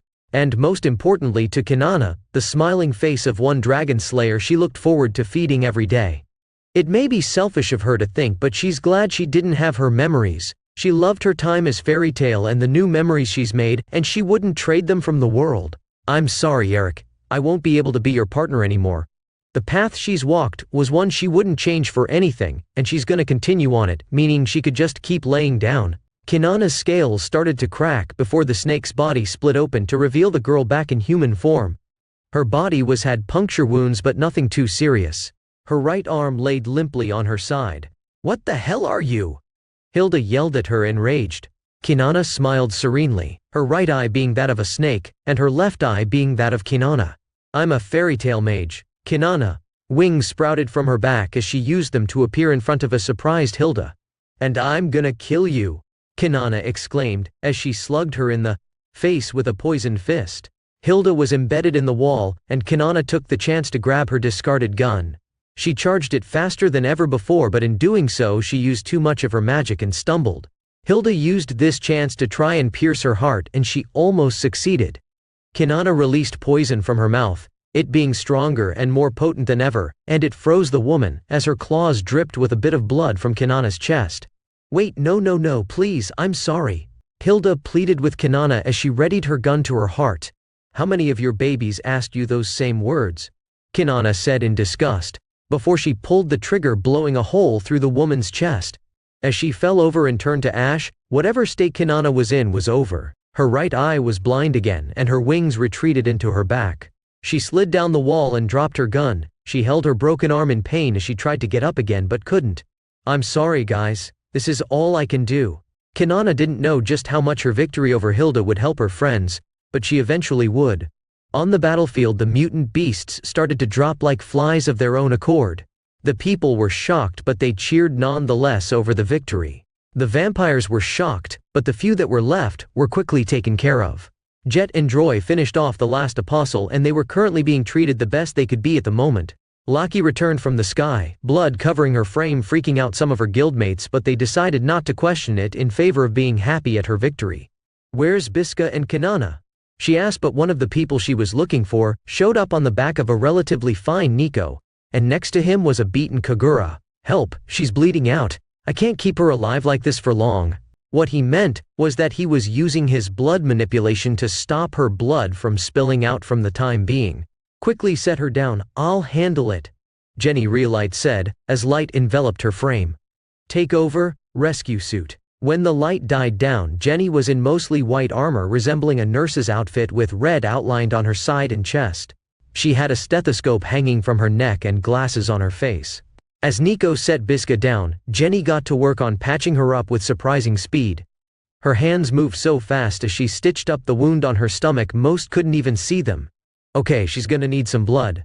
Does anyone here have type A?" Laki raised her hand immediately as she rolled up her sleeve. Jenny produced an IV from somewhere and hooked up the tubes to both of their arms. "Okay, she should be out of danger, she just needs to rest up," Jenny said, wiping her forehead. When she looked up, she saw everyone staring at her in awe at what she just did. "What?" The people started to clap for her and whistled at her display. Jenny looked surprisingly embarrassed at the attention. While she loved the praise and attention she got as Miss Fiore for being beautiful, she wasn't used to people outside of her guild praising her skill as a mage. Wakaba fell on his butt and took a long drag of his cigar as he breathed out in relief. "Man, this was fun, but these old bones weren't made for action like this." Macau laughed as he sat next to him. "I agree with you there, partner. I can't wait to get a drink when this is done." Both guilds all fell back laughing at the night's events. "Women aren't gonna be able to resist us now that we're vampire slayers," Hibiki said with his team agreeing. "You could say that again." The other guys agreed wholeheartedly. The girls looked at them with a deadpan face at their words. "Is that all you think about?" Laki asked as she glared at them. The blood on her glasses made it all the more intimidating. "Is all you think about a certain guildmaster?" Jet teased them. Laki and Jenny blushed but didn't say anything. "Speaking of, how do you think he's doing?" Macau asked no one in particular. Wakaba took a drag from his cigar, not worried. "It's Natsu, he should be fine." The town shook as the two leaders clashed. If the town of Magnolia was destroyed before now, it was a wasteland. Not even a single piece of wood survived their battle as the ports, homes, and Fairytale Guild Hall were all destroyed. Natsu jumped and flipped over lightning bolts. On his form you could see black sparks all over, showing that he's been hit multiple times already. As he dashed towards the king, you could see the noble-looking man he once was is gone. His clothes were burned, showing his pale chest. The man's eyes were bloodshot, and carried such intense hatred that Natsu had never seen anything like it. He also had several burns on his skin that refused to heal. "I will kill you, Dragneel, and revive my fallen subjects. I am a king and I will not fall here," he roared as he sent a black bird of lighting covered in black aura at Natsu. Natsu couldn't dodge in time, so he decided to match it instead. Raising his hands, he placed them in the form of a jaw as fire covered his frame. Fire Dragon's crushing maw. The head of a dragon wrapped itself around Natsu's form as it bit down on the bird. A light shined as the attacks exploded, kicking up a dust cloud. The king stood there almost foaming at the mouth, awaiting his most hated enemy. Natsu walked out of the smoke, his expression as serious as anyone has seen, but he had a smile on his face as he spoke his next words. "I'm fired up now." Dragneel. Chapter 15, the end of a chapter. As the battle raged on, the two collected wounds, but they did nothing to slow them down. They fought like they could go on for days, but they both knew that wasn't gonna happen. Natsu went for another attack, but the king jumped into the air. Natsu waited for him to return, but the vampire stayed in the sky. Darkness fall. Black lighting started to rain down on Natsu, but the Fire Dragon Slayer was never one to back. Dragon Slayer secret art. Crimson Lotus exploding flame blade.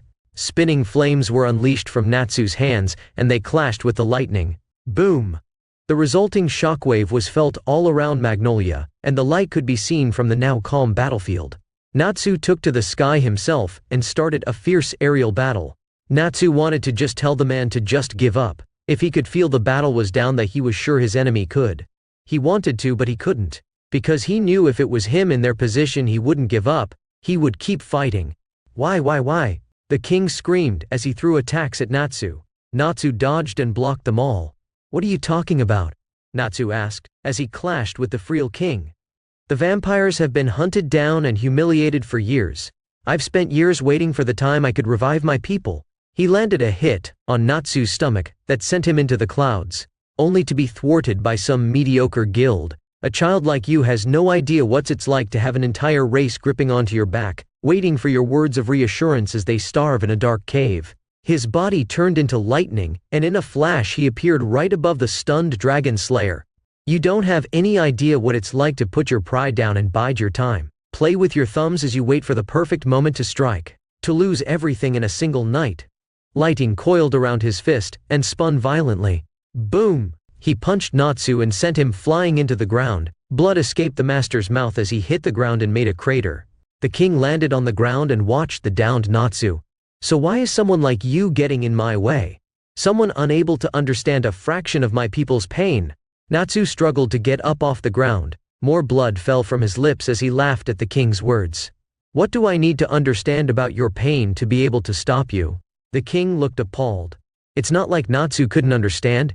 He just didn't care. Natsu very rarely shows compassion to his enemies. The few times he has, it's because they were betrayed by one of their allies. You killed townspeople and destroyed my guild hall. You almost killed my son and daughter. That's what I understand, and that's all I need to understand to put my all into stopping you. And I'm gonna make sure you never get the chance to hurt anyone ever again. Natsu's magic power started to surge, and the ground started to shake under his power. Change mode, lightning flame dragon mode. Flame covered Natsu's form, and with it came lightning sparks. He instantly closed the distance between him and called his attack. Lightning flame dragon's firing hammer. With his arm engulfed in fire and lightning, Natsu plunged high fist into the king's stomach, sending him flying. The king righted himself mid-air and sent several bolts of black lightning at Natsu. The empowered dragon slayer swatted them out the air with ease as he rushed the king. The two started a fierce exchange. The battle was getting so intense that even the evacuated townsfolk could feel its tremors. How are you able to complain about me not understanding your pain when you don't even know anything about fairy tales? Get off your high horse already. Natsu was even more angry than he expected when he thought about the words the king told him. Natsu broke through the king's guard, and just as he was about to land a hit, he was struck in the back by black lightning. Not wasting the opportunity, the king landed an incredibly powerful punch on Natsu that broke a few ribs by the sound of it. Natsu didn't let the pain stop him. He landed and prepared to charge the king, but his danger senses went off. He dodged left, then he flipped backwards. Looking up, he was barely able to make out the multiple black orbs in the sky. Natsu couldn't close the distance between him and the king with this, so Natsu took a great leap into the sky. Flames gathered in his left hand, and lightning gathered in his other. Lightning flame dragon's brilliant flame. A humongous ball of fire and lightning was sent hurling towards his enemy, swallowing up the black orbs on its way. Boom! As it hit, the light of the explosion lit up the dark barrier, if only for a moment. The resulting shockwave was so great that the guild and their allies had to brace themselves to not be blown away. Hell of a battle, huh? Wakaba screamed as he grabbed his cigars that were flying away. Back at the battle, Natsu landed to see the king. He was hurt, but Natsu could still see the fire of determination and hate in his eyes. Come, Dragneel. Show me what I should understand about the guild that took away everything from me. The two fought for hours, neither one giving an inch in the battle. They both fought for their respective families. One of them kept going for the memory of his subjects. The other kept going because they trusted him to win and he didn't want to lose. Is he gonna be okay? I've never seen Master fight for so long, Fubuki asked worriedly. He's gonna be fine. It's Natsu. When he says he's gonna win, he's gonna win. Biska said. Well, except when he fights Erza or Mira, Jet said. Or Laxus and Gildarts, Droy said as they all laughed, bar the new members who didn't get the joke. But who knows, maybe now even them, Old Macau said. In the decimated town, Natsu stood across from the king. Both of them were painting tiredly and had blood falling from multiple wounds, but they had a smile on their faces. "What do you say we end this?" "I'd say I agree." Natsu stood up straight as his eyes met the king's. Mutual respect flowed between the two fighters. The weakened barrier let just a small ray of light from the rising sun in, and it illuminated the back of Natsu as he charged his last attack of the night. The king's black aura wrapped around his body before being collected into a small ball in his hand. Lightning started to be collected in the ball, and it started to spin violently, kicking up wind. Natsu, on the other hand, concentrated his flames and lightning on his right fist before they vanished. But they returned in the form of serpent-style dragons, one made of fire and one of lightning. They coiled around his arm and rested there like they were waiting for his command. Darkest cremation. Dragon Slayer secret art. Twin dragon fist. The ball in the king's hands grew larger than a house as it was shot from his hands. The ground beneath being destroyed almost like it was being removed from existence. Natsu punched the air with all his might as the dragons grew until they were just bigger than the black ball. They let out a loud roar that was heard by everyone as they flew from Natsu's arm. Boom! The attacks clashed and the dragons had their mouths wide as it looked like they were trying to devour the thing keeping them from their target. Eventually the ball was overpowered by the beast, and they flew into the king and seemingly devoured him. Roar!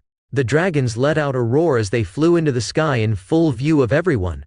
A loud shattering noise was heard as the night sky crumbled, and in came the sun. Natsu walked forward, and he came across the fallen king. The bottom half of his body was gone, and it didn't look like it would heal anytime soon. But he was smiling. "End this, Dragneel. Let me be with my people." The king let out a few tears as the sun filled his vision. He had the most content smile Natsu had ever seen. It almost reminded him of Rada in a way. Someone who lived a life that they didn't regret. Natsu knew from these two people that he wanted a smile like that on his face when he went. Flames covered his fist and he gripped it with all he had. With one final punch, Natsu destroyed the heart of his opponent. The body of the king was taken by the wind in a gentle breeze. "Master!" Natsu turned around to see his guild and friends. His family. They all were injured, some more than others, but they were all alive, and that was all that mattered to him. Natsu let loose one of his signature smiles before darkness invaded his vision and he passed out from his battle. 3 months passed quickly. Natsu slept for 2 weeks after his battle, and when he woke up the guild was overjoyed. The battle with the vampires left a lot of scars, physical and emotional. The biggest being Kinana and Happy. Happy had a burn mark on his face and fur. He was also sporting a burn scar on his side. Though he could have had artificial skin be made for him, he decided no to. He wanted to keep them in honor of his first real battle. The same went for Kinana, who lost an eye in her battle. She was worried at first, but Natsu told her she looked even more beautiful, and the eye patch she wore made her look badass. But they weren't the only ones. The whole guild was now sporting a scar of some kind, whether it be a small cut or burn. They all decided to keep them to show how far they came. The emotional scars came from the loss of townspeople. They held a funeral for them that was full of tears. A lot of people thanked the Fairy Tale Guild for going back to the destroyed castle to collect their bodies. But the guild waved them off. Some of the people that died were important to them. People who they knew for years. The town was slowly being rebuilt, only this time it wasn't going to be a port town. It's now becoming a city. Of course the guild wasn't being neglected, it too was being rebuilt from the ground up. This time, it was going to be even bigger than before. The council paid them handsomely for stopping a vampire uprising, and Natsu decided to use that money for the guild. Speaking of Natsu, he was rebuilding his home with Happy and Kaori. The little girl was in tears when she saw it gone. Not for the house, though she had a doll in there that she loved and couldn't sleep without. Natsu had to promise her candy every day for the next year to get her to stop. That lasted a month before she threw up because of too many sweets. It was nighttime and Natsu was sitting by the lake near his home. As he was sitting there, he was visited by a surprising guest he hadn't seen since the vampire night. First, he said, seeing Mavis appear on the lake with the Tenru tribute floating next to her. She smiled as she dropped the gold fairy symbol next to him. Fourth, "What are you doing here?" "I told you I was gonna be back, didn't I?" she said, as she sat down next to him. "So where were you then? You disappeared for months." "I was on Tenru Island." "Oh well, you could have at least." Natsu stopped as her words registered in his mind. He turned to her to see the same innocent smiling face on her. "On Tenru Island?" he asked breathlessly. "Yep." "Tenru?" "Yes." Island? That's its name. What? Natsu's scream boomed through the forest and scared the wildlife. Even a few fish jumped out of the water in fright. But is that possible? It's gone. Natsu tried to grab the girl's shoulders, but he just fell on his face. That's right, it's gone for now. For now?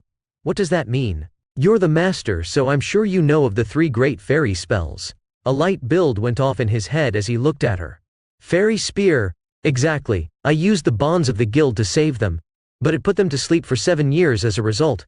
She explained to a shocked Natsu. 7? But it's only been 5 years.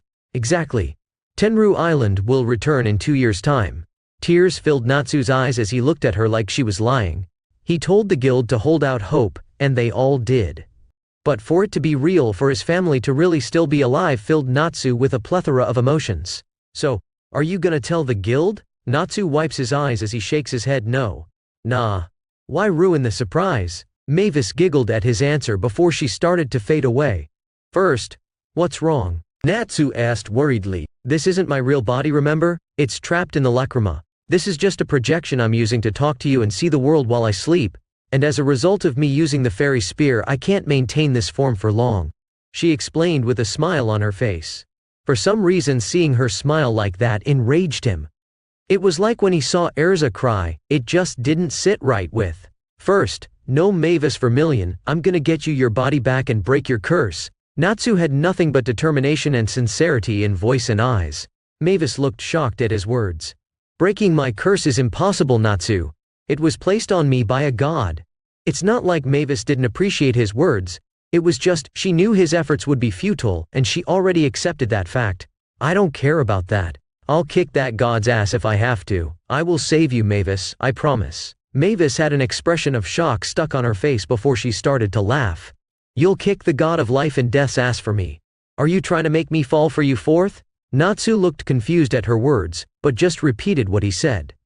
I promise. Ice cream. What? I want ice cream ready when I get out, okay? Natsu smiled at her, and Mavis returned it, although with a small blush. Natsu held out his hand for a handshake, knowing he couldn't. It's a promise. From one master to another, he said with his signature Dragneel smile as Mavis started disappearing. From one master to another, Natsu walked back to his house that was still in development. He didn't feel like going back to Fairy Hills. It just happened to be the only building that wasn't destroyed in the wake of the battle, so the guild has been staying there, although all the guys besides Natsu were in one room, much to their dismay. The house only had 1 floor done and nothing else, but it had 4 walls, and that was enough for Natsu. As he opened the door and was about to set up his hammock, he felt someone was behind him. He turned around to find Biska standing there. Oh hey Biska, what's… His words were cut off as the green-haired gunner sealed his lips with hers. When she separated, all Natsu saw was need in her eyes. A need he saw before in one other woman. I'm ready this time, Natsu. I almost died and you did too. I don't want something to happen to you or me before I get to tell you that I love you. Natsu didn't say anything. He just stared at Biska, who had closed her eyes after her confession. She opened her eyes when she felt heat envelop her form. Natsu had touched his forehead to hers, and even without saying anything he said everything that Biska needed to hear. She cried as he attacked her lips. Natsu laid her down on the blanket he was going to use for his hammock, and removed her clothes, leaving her in only her underwear. She blushed and pushed her arms under chest, lifting her heavy breast. Natsu growled at the action. The way the usual confident gunslinger looked so vulnerable and embarrassed aroused him to no end. He ripped her bra from her chest, making the woman scream in shock. Natsu, what are you… Her words died in her throat as a moan replaced them as the dragon slayer attacked her breast. Natsu had attached his mouth to her nipple and was sucking on it while he played with the other one. He bit down with a small amount of force, just enough to leave a mark. Biska whimpered at the action. Natsu kissed her with hunger as his hands tenderly slid his hand down to her wedding bud. Mine. The way he said that word, laced with so much possessiveness, almost made Biska moan in pleasure. She's been wanting to be his for a long time. And she's been waiting to be in this position for a long time. Yours. Another 3 months passed, and the guild was built enough for them to be able to stay in the main hall and go to the 2nd floor. Natsu and Biska haven't said any about their new relationship, but they were going at each other like rabbits in heat all the time, although anybody could see how close the two had gotten, but nobody connected the dots yet. Except one person, and that was Happy, who walked in on them the morning after their first time looking for Natsu. Natsu was currently at the lake by his home as usual, only this time he was fishing. Kaori was at the guild with Happy, and the construction of the town didn't need him, so he took a break for the day. As he was sitting there, a familiar scent invaded his nose. "Wool," he said, turning around to see the time mage. "What are you doing here? I haven't seen you since the vampire night." "I'm here to give you information." Natsu tilted his head at her words. "On what?" "END." Natsu froze as the words left her mouth. A cold chill ran down his spine. With everything that happened and the years that happened, he forgot all about the table he asked her 2 years ago. "It was a hard search, but we ran into a dark guild recently, and they worshipped him." "Worshipped him?" "Yes, End is apparently the strongest demon of Zeref's creations. They worshipped him and were sacrificing people in his name. They burned them alive because End was a fire mage." Natsu didn't say anything as he digested the information. For some reason, the urge to laugh at the guys who worshipped the demon was consuming him. "Is that all?" "Yes, that was all I was able to collect." "But Natsu, why did you want to know about this demon? And how did you know of him in the first place?" "Maybe I'll tell you later, UL. So, are you gonna stay for a while, or are you leaving again?" he asked, changing the subject, something Ultir noticed but decided not to comment. "No, I'm leaving. We have another dark guild in our sights." "Well, you're always welcome here, UL. You should visit me more," Natsu said, making her blush. "Maybe Natsu," she said as she left. As soon as Ultir was out of Natsu's sight, he passed out. Natsu opened his eyes to see he was standing in front of a bathhouse. Natsu walked inside, and he saw someone at the counter to check. "Well, hello there, traveler. Would you like to use one of our hot springs? Just remember, no mixed bathing. We've been having some perverts here recently. Although with your looks, I don't think women would mind." Natsu looked at who was talking before pointing his finger at him in an accusatory fashion. "Hey, it's you," he said, pointing at the shadow he talked to 2 years ago. "Yes, it's me," the shadow exclaimed in an excited fashion as it raised its hands above its head. Natsu gritted his teeth in anger as fire covered his form. "What the hell are you doing here? What do you mean? I happen to own this fine establishment." "Own it? You're a shadow. And where are we in the first place?" "Yes, I do. Now would you like to use our hot springs?" "No. Tell me what's going on here," Natsu screamed. The shadow smiled, showing its razor-sharp teeth similar to Natsu's own. "Have you learned my name?" Natsu's anger disappeared at the question. He knows he didn't, but he felt like he knew. "END." The shadow shook its head in disappointment. "That's just a title. I want my name." It asks more forcefully, almost like it was losing patience with Natsu. Natsu felt something gnawing at his brain, and words started to leave his mouth without his knowledge. "Etherius Natsu Dragneel." When he finished saying the name, he looked up to see the shadow disappear, and be replaced by someone who looked just like him, although he had red hair and horns with multiple markings on his body. "How is this?" "Oops, your mate is coming. I'll talk to you later, me." Natsu opened his eyes, and just like the demon said, Biska was walking towards him. "Natsu, I've been looking for you." Natsu steadied himself and his voice before he returned her greeting. When she sat down next to him, Natsu gave her a small kiss. "What's up?"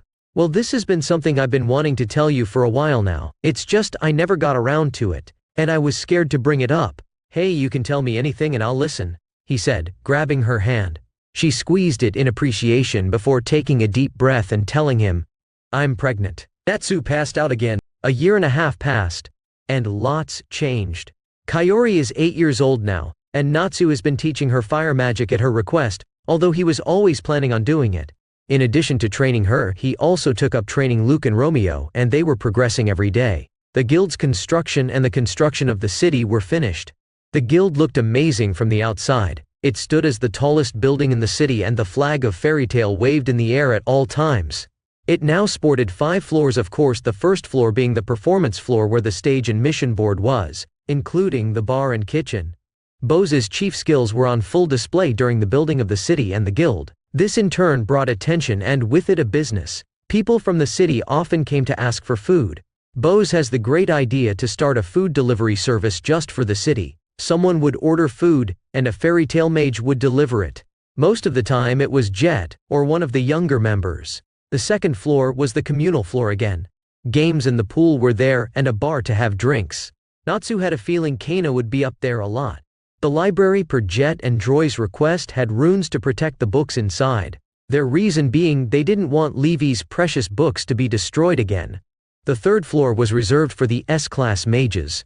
The ones who spent the most time there were Kagura, Nico, Fubuki, and Miliana. Although with Nico and Fubuki the floor was often damaged from them fighting, Kagura would often join in because she was annoyed. One time she even drew archenemy on Nico after he made a joke about bunnies. Miliana often was the one to stop them before Natsu got there with her bindings.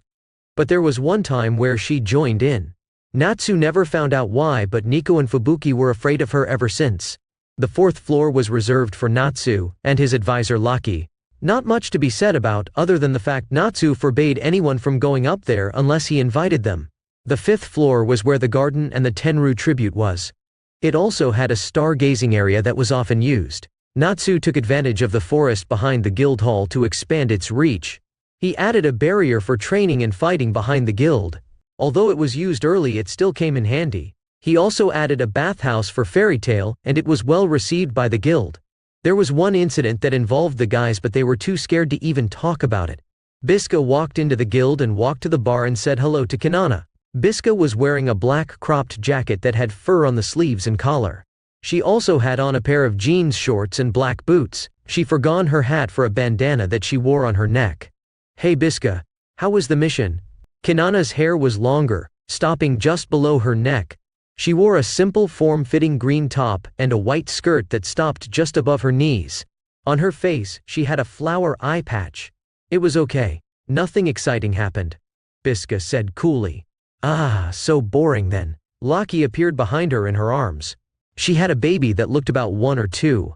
Laki now had long wave hair that came down to the small of her back. She had on an open red overcoat that went just below her knees.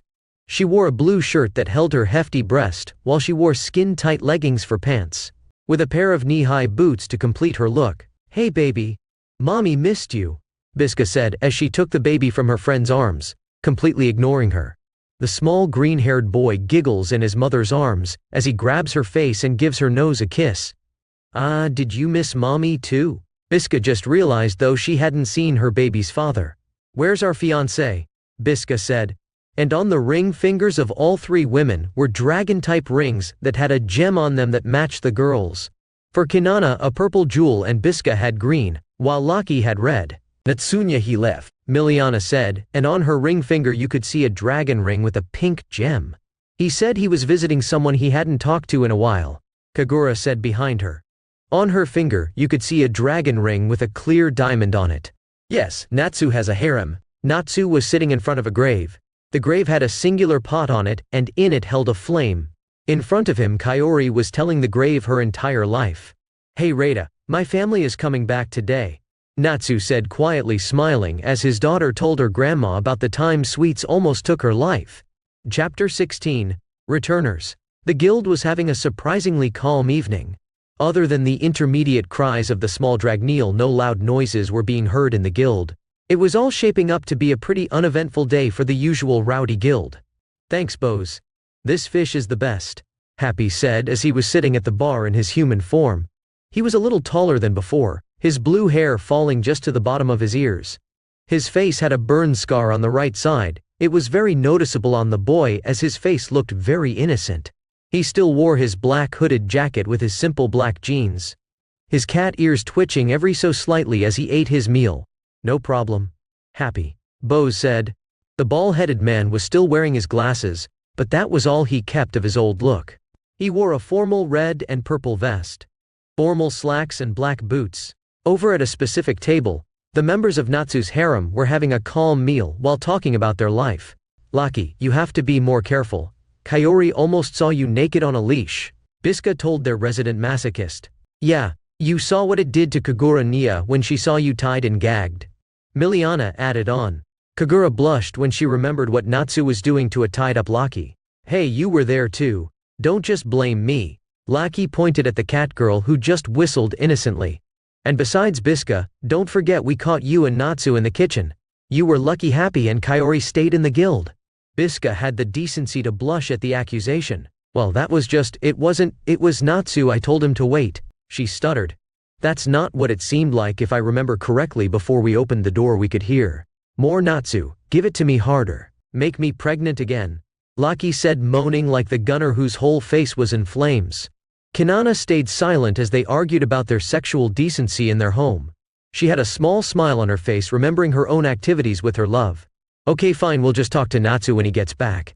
Make sure that he knows he can't just take us whenever he wants, Kagura said, blushing up a storm at her own words. The women, all besides Kanana, gave a weak yeah in agreement. Mean. Ichiya and Team Trimen walked in the guild, disrupting the guild's calm day. Jenny Relight walked in behind them, her beauty and captivating as always. She was wearing a purple dress that showed off one of her beautiful legs.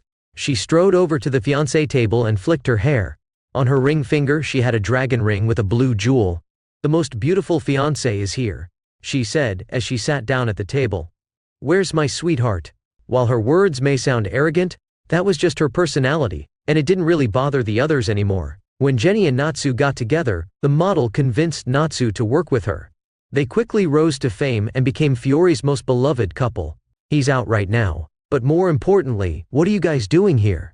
As the advisor, Laki was in charge of the guild while Natsu was gone. Well, we picked up some strange magical waves from where Tenru Island used to be. The guild quieted down at her words and they all turned to the model. It's exactly as our beloved Jenny has said. We wanted to inform our allies at Fairy Tail, Ichiya said. The guild was quiet and didn't say anything as they digested this information. After that, Blue Pegasus besides Jenny left, and the guild was debating on what to do about what they were told. Well, what should we do? Biska asked as her son started to stir in her arms. Well, Master isn't here, but remember what he told us. Never give up on Tenru Island. We're going to check.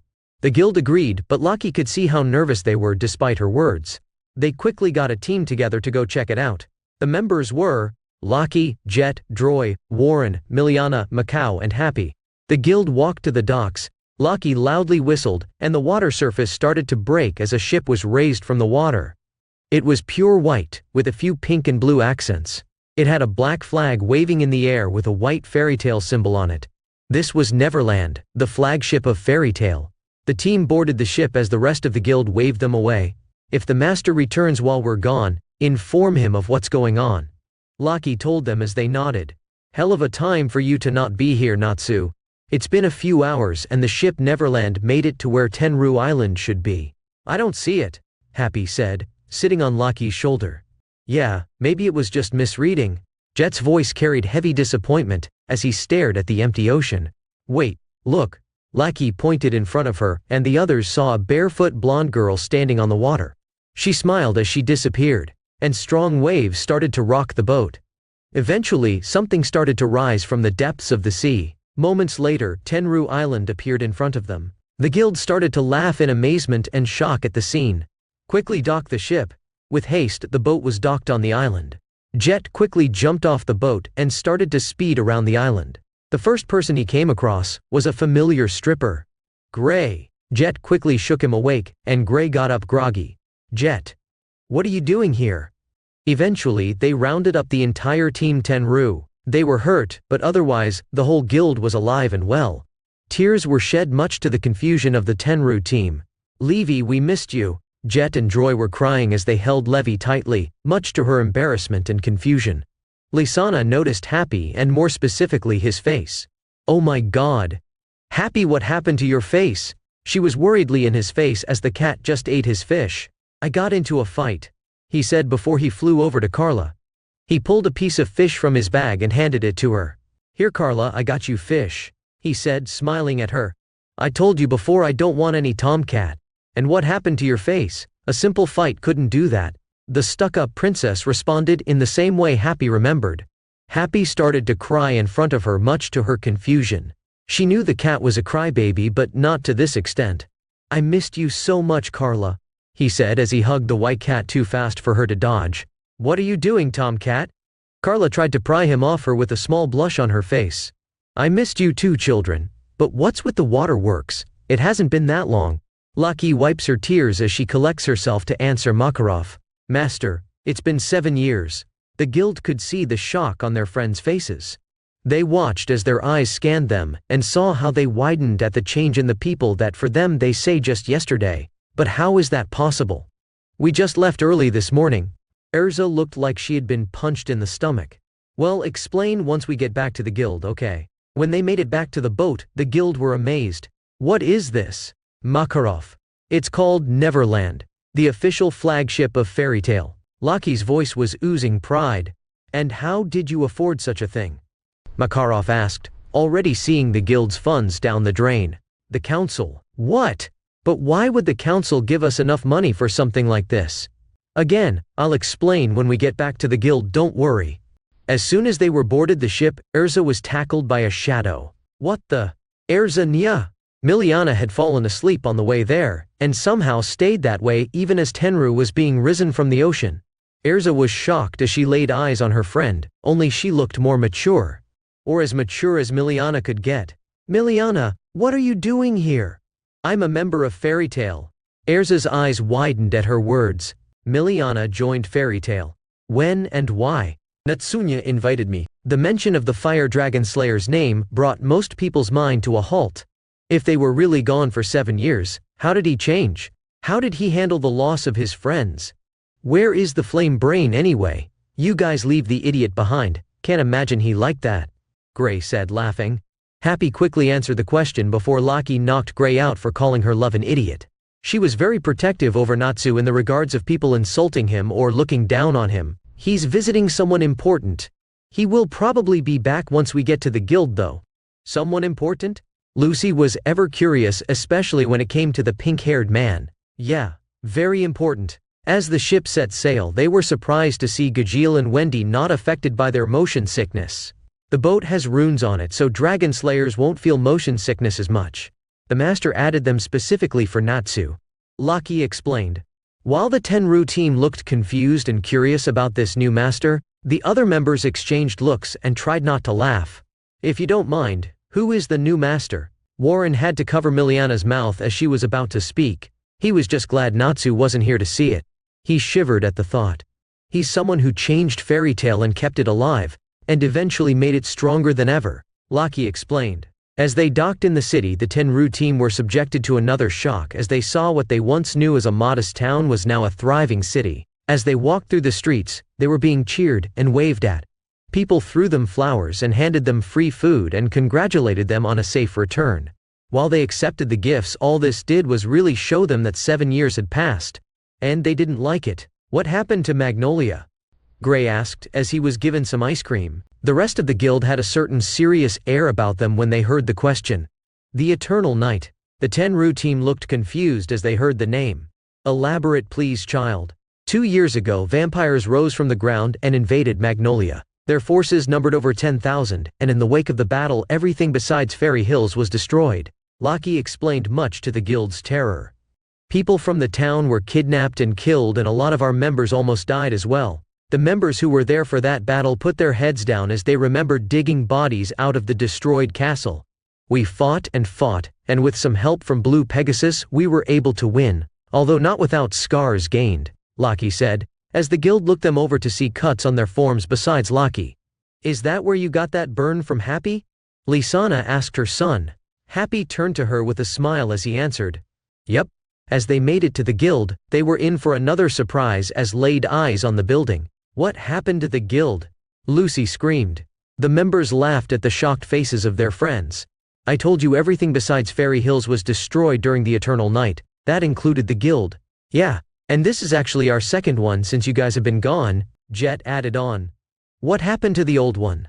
Makarov asked. Natsu burned it down. They all answered. What?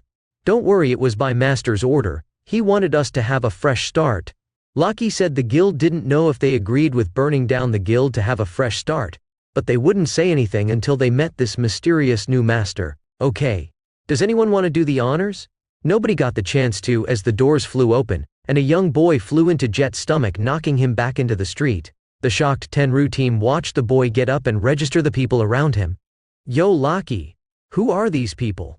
The boy looked to be about 13 or 14. He had short white hair, pale skin, and striking red eyes. Luke, what did the master say about fighting in the guild? Luke froze in fear at Lucky's tone. If you want to fight, take it out back. But it wasn't me, Romeo started it. No, I didn't, you started it. The purple-haired boy ran out the guild so focused on his rival and best friend he completely missed the old faces. Nuh-uh. Yes huh. The two looked like they were about to clash again as Romeo's hand was enveloped in purple fire, and Luke started to vibrate violently. Stop, both of you. They froze, and slowly turned to Lockie. We're sorry, please don't kill us. Lockie sighed and shook her head at the two. They were like a younger Natsu and Gray with how much they fought over nothing. Romeo, you've gotten so big, son. Romeo turned to the voice he was sure he recognized, but he knew he shouldn't be able to hear it. He looked to see the people he's looked up to and thought were dead standing right in front of him. Tears sprouted from his eyes almost instantly as he wrapped the old master in a hug. Old man, you're back. Lockie smiled as she directed their attention to the inside of the guild. Well, I guess that's that. Welcome back home, guys. The Tenru team laid eyes on a whole new guild. The bar looked different, and it was bigger, so was the kitchen. The stage looks even better than before. And the members who they left behind were all changed. The only thing that was the same was the air. The rowdy guild still gave off the same crazy aura. Welcome home, Team Tenru. Boss. Gajeel turned to his side and was shocked to see his two Phantom Lord lackeys in the guild. What are you bozos doing here? We joined Fairy Tail a few years ago. Salamander ran into us and invited us. Sue explained. Mira laid eyes on somebody she didn't expect to see here. Jenny, what are you doing here? Don't tell me you joined Fairy Tail too. Of course not.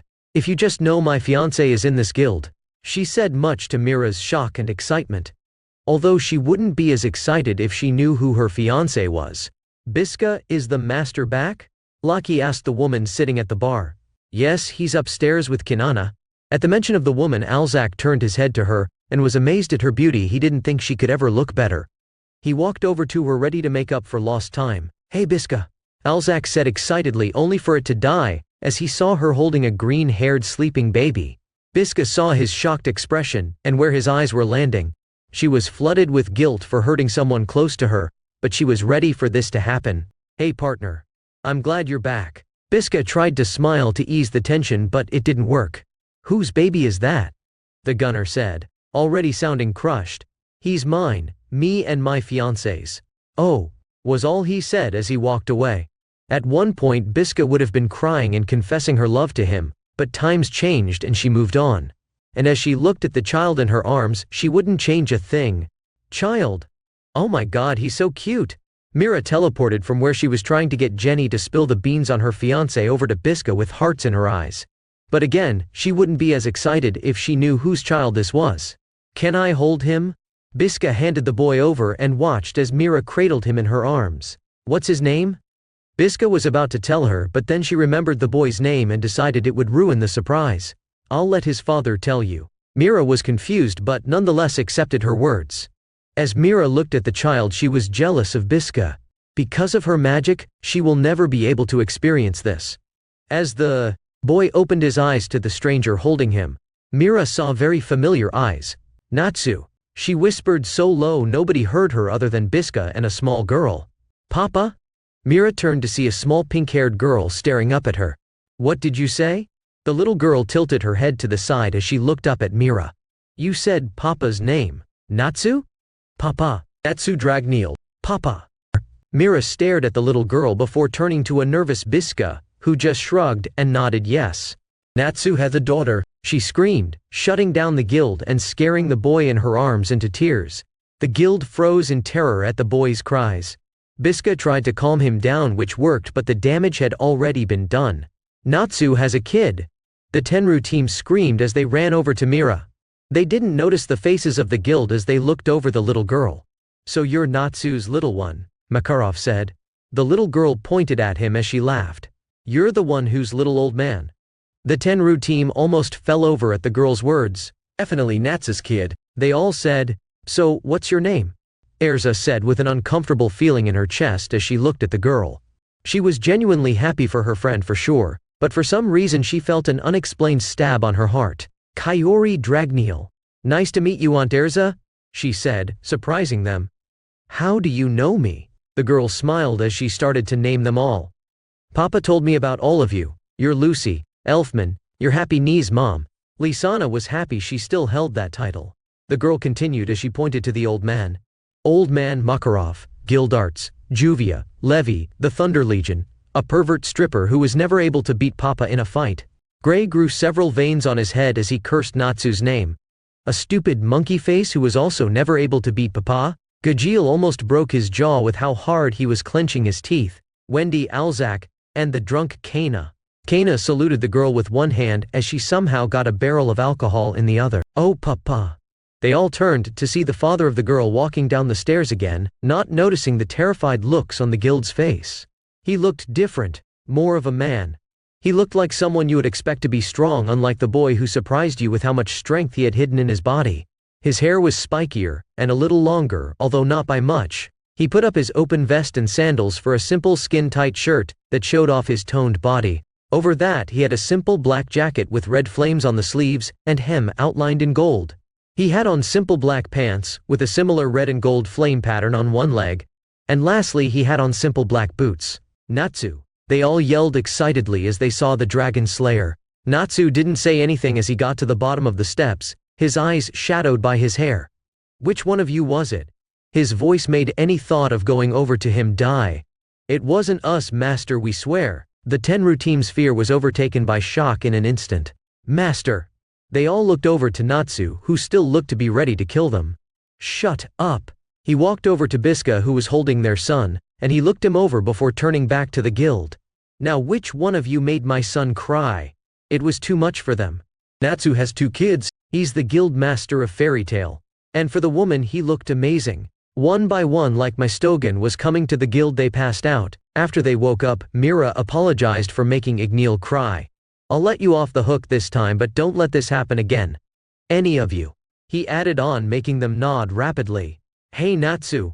Look, I've got a kid too. Gildarts had picked up Kana like she was a little girl and shoved her in Natsu's face.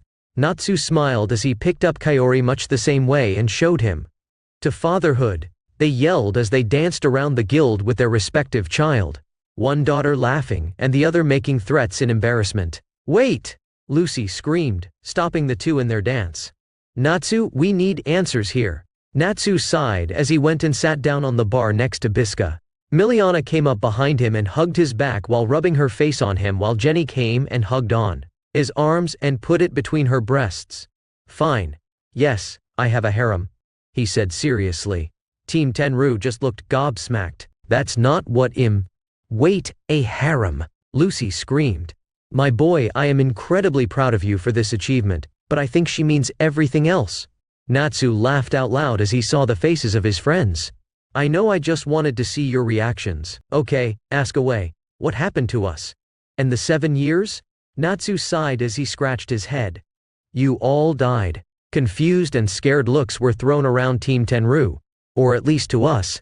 After your fight with the Black Dragon, Tenru Island disappeared and you guys with it. All of you were pronounced missing and basically dead.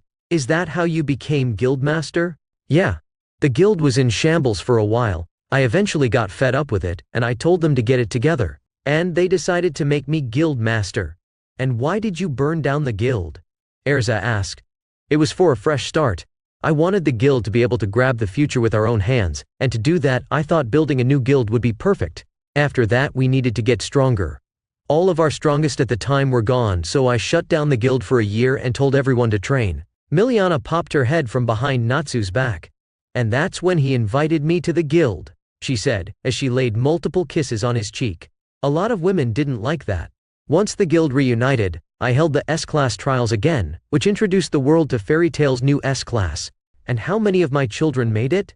Makarov asked as he scanned the guild. Well, right now Fairy Tail has 10 active S-Classes. Natsu said, much to the shock Team Tenru. That many? And we ain't no slouches either, Biska said with a grin. Biska, you made S-Class. Erza was shocked as the gunner nodded her head. I did too, Erza Nia. Me 3. Laki added. Us too. Even Jet and Droy. Gray screamed, sounding outraged. Hey, what is that supposed to mean?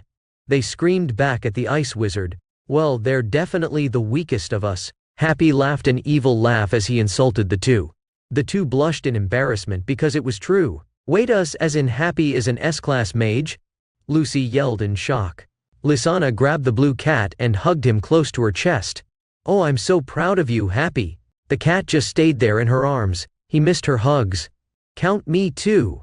From the steps Kanana appeared, the first thing they noticed besides her growth was the black eye patch with a purple snake design on it. Kanana dear, what happened to your eye? Makarov asked worriedly. I got it during the eternal night, but don't worry, I'm not completely blind in it, she said, smiling very similar to Mirajane. And the Gorgon Queen shows herself. I thought you'd be sleeping, Biska said, making Kanana blush a bit. Gorgon Queen? Lisana questioned the name. It's what the people call Kanana nowadays. It caught on one mission. Laki explained. I don't like it. It makes me sound scary, Kanana said as she took her place behind the bar. That's because you are, the guild said in unison. Kanana glared at them with her one eye and made them shut up. So, where's the other three? Guildarts asked, curious about the new strongest. Well, 2 of them are on a 10-year quest. They've been gone for a year now, and the last one is upstairs, Miliana piped up immediately. She's hiding from Erzania. A loud and angry voice was heard from the stairs. No, I'm not. From the stairs, a beautiful purple-haired woman appeared, looking embarrassed and enraged. She had a white military-style coat on with a white skirt. Her legs were covered by black leggings and on her feet she white boots. Her outfit was completed by a ribbon in the shape of rabbit ears and a sword on her hip. Kaga Nia, Miliana said excitedly as she jumped to hug the swordswoman. Kagura smacked her on the head with her sword, making her fall on the ground. Ow, what was that for? You know what? Kagura didn't look at anybody as she took Miliana's spot behind Natsu. Except she looked like she was using him for protection instead. Erza didn't recognize the girl but knew she looked familiar. Well, anyway, getting back to what happened.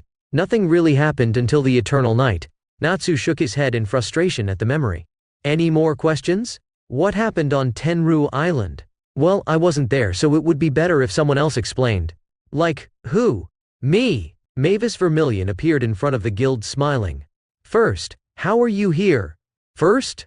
Yes, I am the first guild master of Fairy Tail, she said as she floated down to the bar. And I saved you all from Acnologia. But how? Aren't you like dead? Lucy said hesitantly. Technically I am. But as to what happened on Tenru Island, I used your bonds or the magic that's stored in your guild marks to cast Fairy Sphere, and in doing so sealed you for 7 years. Okay. Now, time for a tour of the guild. Follow me. Natsu took them upstairs to the 2nd floor where they were amazed. We have a pool, Lucy screamed. They took a turn down a hallway to enter the library, which gave Levi and Lucy stars in their eyes.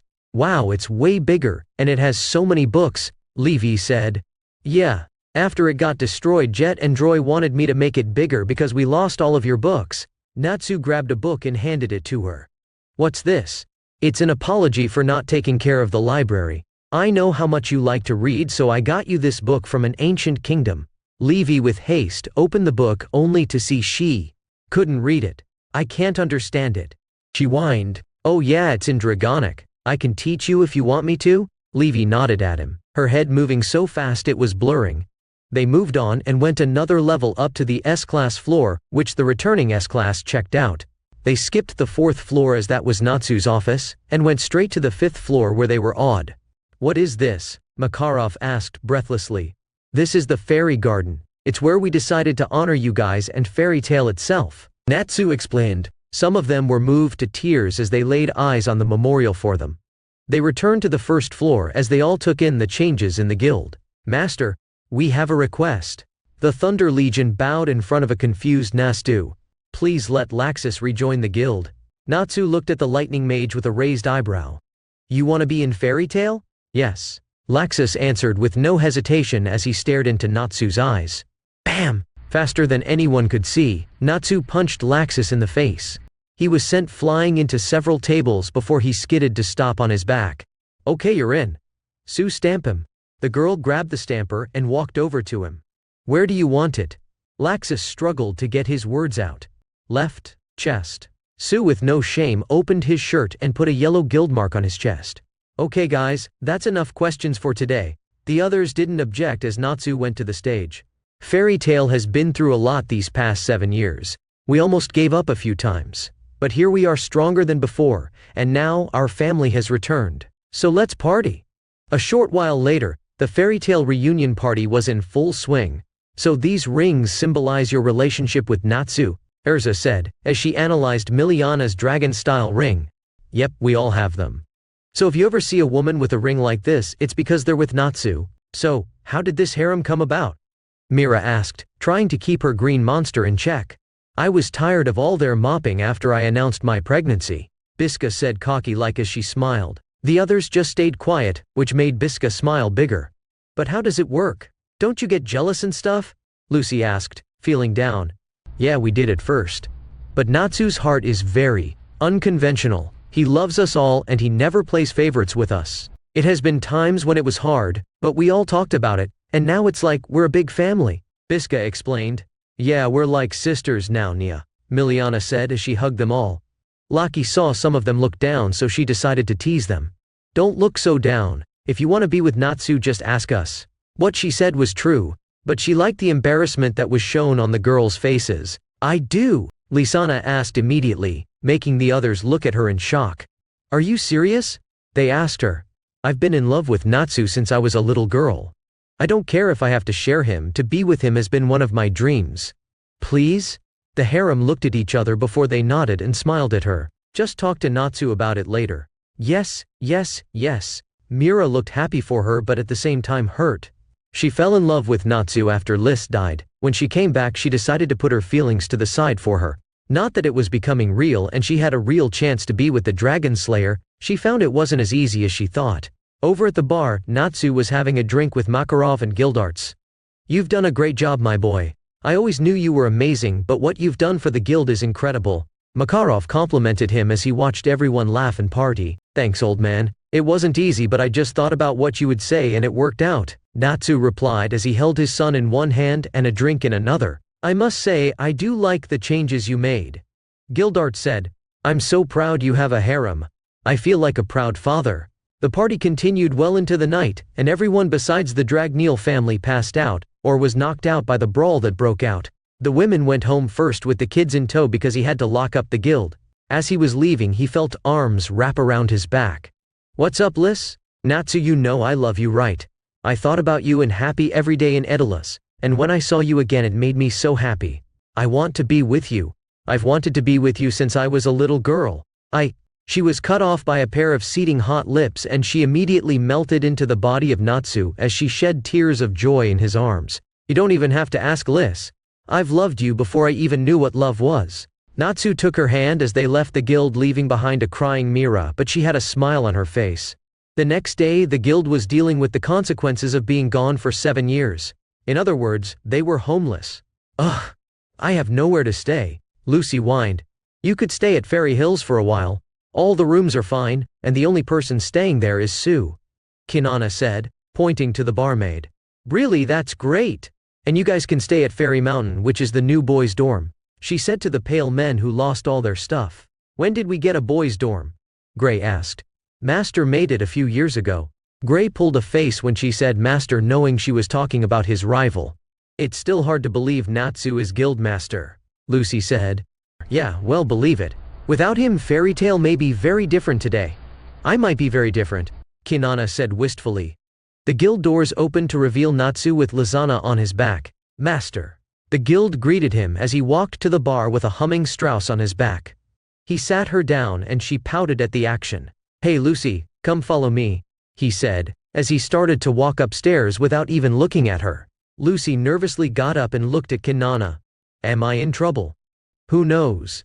Lucy shakingly walked up the stairs. She didn't know why she was so nervous. This was her best friend.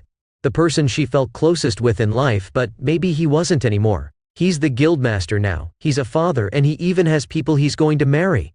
And Lucy is still just the girl he picked up to join the guild. She hesitated as she stood outside his door. She took a deep breath as she opened the door to his office. You wanted to see me and Master, she said meekly. Natsu nodded Laki out the door as he locked eyes with Lucy. You can call me Natsu if you want, Luce, he said as he smiled at her. Seeing the familiar smile eased her nerves. Natsu pulled out a dusty book and tossed it to her. Here, it's your book. Your landlady saved it for you. Lucy had stars in her eyes as she flipped through the pages of the book. Oh my God, it's really here. Thank you. Don't thank me, thank your landlady. If I remember correctly, I might have destroyed your house. Natsu laughed as he told her, "Well, I will, was that all?" Natsu's face hardened, and it brought her nerves back. "It's about your dad." "What? Did he do something to the guild again?" Natsu could tell Lucy was nervous, but she also sounded frustrated. "He did come by, he was looking for you. Wanted to know if you were ever coming back. I told him you were." Natsu grabbed an envelope and handed it to her. "What's this?" she asked, almost fearful of the paper. "It's money. He was paying for your rent the whole time you've been gone. He even bought you a new apartment. Of course, with your old landlady." Lucy opened the envelope and he was right. Payment for the next few months of rent at her new address. "I see, I'll have to thank him then." "You can't do that." "Why not? I know he did some bad things, but he's still my dad. I think it's the least he deserves." "You can't do that because he died." The blunt words froze Lucy. She was wondering why he kept saying was and not is. She didn't know how to feel. On one hand, she didn't have the best relationship with her father, and what happened with Phantom didn't help at all really. But on the other hand, he was her father. But we just felt nothing. Or better yet, numb to the news. "When did it happen?" "Just a few months ago. I kept in contact with him because he wanted to know when you got back." "I know where his grave is if you want to go there?" Natsu asked her hesitantly. He was never good at this. He liked this, and it was showing. "Yeah, I do." "Good. Could you come with me?" "Of course, Lucy." In a few moments the two were walking out the doors of the guild. "Lucky you're in charge." "Yes, master." "What's going on with Lucy?" Erza asked, as she noticed the pale face of her friend. "Her dad died." Happy said. Natsu and Lucy were on a train. Natsu could have just flown them there, but he wanted to give Lucy time. He was struggling to not throw up, but over the years he's gotten better at controlling his motion sickness. But it still bothered him a lot.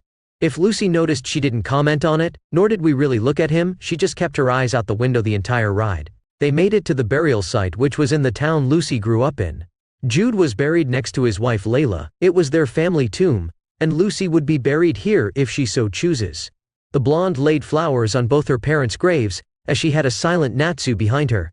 She thanked her father for the money and the new apartment. She apologized for not being able to come back fast enough to see him, and she apologized to her mother for not coming to see her sooner. As they were walking away, she opened her mouth to Natsu for the first time since they left. "Am I a bad person, Natsu? Did I not love my dad?" "Of course you're not a bad person, Lucy, don't even think that." "Why do you ask?" "I didn't even cry for him. It's like I don't care at all." Natsu did something that shocked Lucy. He wrapped one arm around her waist and pressed his forehead to hers. "Luce, that doesn't mean you don't care, or that you're a bad person. You're one of the kindest people I've ever met. One of the kindest people in the whole world. Nothing's gonna change that." Lucy blushed heavily as she nodded. As they left the grave site, the sun was down, so they just decided to get a room for the night with 2 beds, of course. The next day, Natsu returned to the guild without Lucy. She was getting situated in her new apartment and was about to receive some shocking news. "Master!" He was hit with his usual greeting from the guild, but he was surprised when a series of attacks came at him. Ice swords were shot at him. Natsu easily melted them before they were even able to hit him. The next attack came from a steel beam. Natsu just grabbed the beam in one hand and tossed his assailant into a wall. The last attack came from a sword that Natsu caught in between 2 fingers. Natsu Fight Me. Chapter 17. 7-year gap. Natsu Fight Me. Natsu was standing in the middle of the guild being challenged by Gray, Gajeel, and surprisingly Erza. He had a feeling this might happen soon, but this was good. It gave Natsu a chance to show them how much has changed. "Follow me." He walked past them to the outside of the guild. Of course the guild followed him and his 3 challengers. They walked out to a cleared field where Natsu was standing in the middle of it. "Well, who wants to go first?" "I do." Gray and Gajeel stepped forward at the same time and glared at each other. "Out of the way, Popsicle. You're first, Monkey Face. How about you both fight then?" The 2 didn't seem to like the idea, but their desire to fight Natsu out weighed their pride. Natsu smiled as he watched them agree. "Happy, come here." "Aye." Happy flew over from where he was perched on Lizana's shoulder. The 2 challengers looked confused as the burned blue cat flew over. "What, you scared to fight alone, Salamander?" "Oh no, you're gonna fight Happy, not me." "What?" The Tenru team plus Happy screamed in shock. "Happy? Me? Yeah, if you can beat Happy then I'll fight you too," Natsu said as he walked back to the crowd, leaving the 3 staring at his back.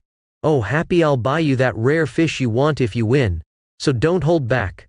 Happy's whole aura changed when he heard the words, rare fish. His body started to glow, and he transformed into his human form, much to the shock of the guild.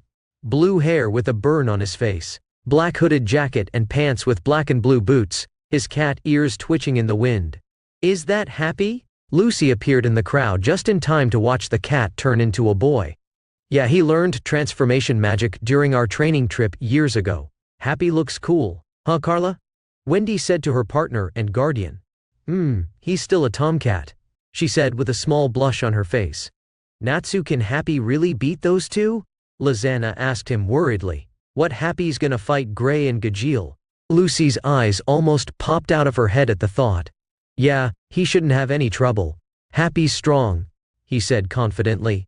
The Tenru team who heard him weren't convinced by his words. Okay, Happy, we're sorry to do this to you, but we want to fight Natsu, so yeah, we'll let you get the first hit in. Happy didn't say anything as his magic circle appeared, and his blue book fell out of it. What book is that? Levy asks curiously as she puts her glasses on to inspect it closer. I've never seen anything like it, and what's that symbol? She said, looking at the gold dragon with cat whiskers. It's Happy's symbol. The book is something we found on our trip. It's Happy's special magic. The book opened, and a lighting fairy fell out of it and rubbed its face on Happy's. I'll finish this fast so I can get that fish.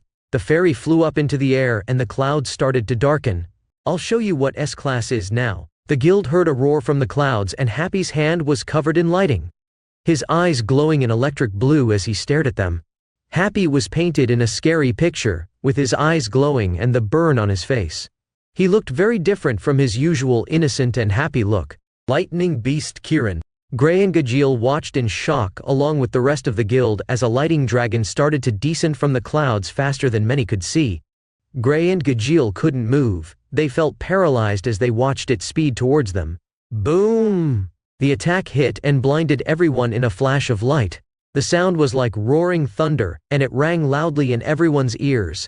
When the light died down, the guild was able to see Gray and Gajeel were fine. At least physically. They looked to their side and saw a giant crater next to them. They fell on their butts as the color drained from their faces. Their mouths opened and closed ironically like fish. The shock of how much stronger Happy was to them was too much for them to handle, and they just shut down. Loki used wooden hands to bring the two mages who lost their spirit back into the crowd. Well, Urza, come on. Wait, Natsu, let me. Urza turned to the voice, and she saw the purple-haired swordsman who she saw yesterday. You sure? Yeah, of course. Kagura walked up to Erza, who was going to protest. Come on, Scarlet. The fire in her eyes made Erza accept her challenge. As they walked into the field, Kagura asked her a question. Do you know who I am, Scarlet? Should I? Kagura didn't say anything, only smirked. They stood across from each other, Erza in her normal armor, while Kagura had her sword sheathed. They stood there, tension rising. Erza took the initiative and rushed Kagura, but the rabbit didn't look fazed as they clashed sword to sheath. They started an exchange, but again Kagura was barely trying. Is this all, Scarlet? She parried another slash and kicked Erza in the stomach. Do you still not remember me? At Erza's look of confusion and frustration, Kagura just decided to stop waiting. Show me what my brother saw in you, Scarlet. Show me what he died for. Erza's confused look disappeared and was replaced by shock. The color from her face drained as she spoke her opponent's name. Kagura, she said quietly. So you finally remember me. Show me what he died for, Erza. Erza got up with her face blazing with determination, but she had other emotions just beneath the surface. Requip. Clear heart clothing. Erza shined in light before it revealed her wearing nothing but bandages over chest and red samurai-like pants. In her hands were two katanas with golden hilts. Her sword started to glow bright red as she blinked in front of Kagura, much to her shock. She raised archenemy and blocked the swords. But the blow had a surprising amount of force to it, and it made Kagura slide back. She smiled as she locked eyes with Erza. She had half a mind to unsheath her sword, but she knew she wouldn't have to for this battle. She lightened herself with gravity magic while simultaneously adding a lot of weight to her sword. She sped in front of Erza in a flash, and she swung her sword, and it was too fast for Erza to block or dodged. The blow picked up the scarlet-haired woman, and it sent her sprawling across the field. As Erza tried to stand, she felt something was pushing down on her. She gritted her teeth and mustered all her strength to get to her 2 feet, only to take a hit in the stomach that had darkness invading her vision. Kagura had buried the tip of her sword into her stomach and knocked her down. She looked up to see Kagura looking down at her, and the purple-haired rabbit put her sheathed sword to her neck. "Concede, Scarlet," she said with a cold voice. Erza glared at her, and tried to stand again. Kagura just raised her sword and hit the hair over the head, knocking her out and ending their fight. She carried Erza back to the crowd, and set her down as she was surrounded by everyone, minus the soulless Gray and Gajeel. Wendy immediately held her minor wounds. The swing cracked a few ribs, but that was like a paper cut to Erza. "Okay, done. She should be fine. Kinana, wake her up." Kinana blew light red smoke into Erza's face, and after a few seconds, she jumped up like she had a nightmare or something. "What was that, Kinana?" Lucy asked curiously. "It's poison. Stimulating poison. Too much of it could be bad, but a small dose like that is fine. In fact, it's helpful." "Wow. You really become a poison queen over the years, huh?" Kana said as she wrapped her arm around Kinana while she drank. Kinana blushed in embarrassment. Kagura, "It's fine, Scarlet, we can talk later. We're family now, right?" Erza smiled at the words, and had to wipe her misty eye so she wouldn't cry. "Okay, this was fun, let's go back inside." "Wait, Natsu. How about we fight?" The guild gasped, besides new members. And the reason was because Guildarts had just challenged Natsu to a fight. Natsu had to fight the smile and the urge to just outright say yes. But fighting Guildarts could get very messy, and he didn't eat to destroy the guild. Again. "While that sounds fun, I don't want to have to rebuild the guild again, maybe another time," he said reluctantly. The Tenru team and even the guild were shocked at his response. Did Natsu just turn down fighting Guildarts? Lucy whispered to Lisana. "Yeah. I can't believe it. But then again, he usually challenges him every time he sees him, so we shouldn't be too surprised." "Well, how about just one attack then? You attack and I'll block. That shouldn't be too destructive, right?" The Crush Mage said enticed Natsu, and the Fire Dragon Slayer was losing his composure. Natsu was almost shaking in excitement as he turned to Guildarts with a grin on his face. "Okay, one attack, you block." Kana appeared out of nowhere, and wrapped her arms around Natsu's back. "Hey Natsu, if you win you could take me on a date." Guildarts almost looked ready to resend his challenge. When he looked at Kana, he could see her mouth the words "pay back." Natsu looked over to his harem, and they just shrugged their shoulders at him. "Okay, Kana." He and Guildarts walked out onto the field. Natsu stretched, and his smile was getting by the second. "Okay, you're ready, old man." The guild could see the younger, more immature Natsu standing before them, and almost forgot what he looked like. Natsu's been the guild master to them for so long, and he grew so much over the past 7 years, they forgot the kid he used to be. "Ready when you are." "I haven't seen Natsu this excited for a fight in a while," Biska said, Igneel in her arms. "Yeah. Not since he fought Fubuki and Nico before they left," Laki said. "Fubuki and Nico?" Juvia appeared in between them, scarring them. "Eh?" they screamed. "Juvia, don't do that," Biska said with a hand over her heart, while Igneel laughed in amusement. "Nico and Fubuki are the other two S-class mages. Together they may make one Guildarts," Biska explained. "Really, they're that strong?" Lucy said in shock. Just how much had changed. "Yeah. But all the S-class besides Jet and Droy are close to that level too," Happy explained. Jet and Droy dropped to their knees as arrows with the words "weakest" pierced them. I don't know if I'd be able to beat either of them one-on-one," Kinana said, laughing. "Yeah, but you'd put up a hell of a good fight," Biska said, making Kinana blush. Abruptly they all felt heat hit their faces. The heat was so strong it gave Gray and Gajeel life. "What's happening?" they asked as they walked up to see the scene they were watching. They laid widened eyes on a flame-covered Natsu standing across from Guildarts. "Natsu's fighting Guildarts, just a spear and shield battle, son," Makarov said. Standing next to him was a starry-eyed Mavis looking at Natsu. Natsu got in a simple stance. His knees bent, and his fist cocked at his side. The flames on Natsu converged on his fist, and it shifted into a dragon. Dragon Slayer secret art, Dragon Fist.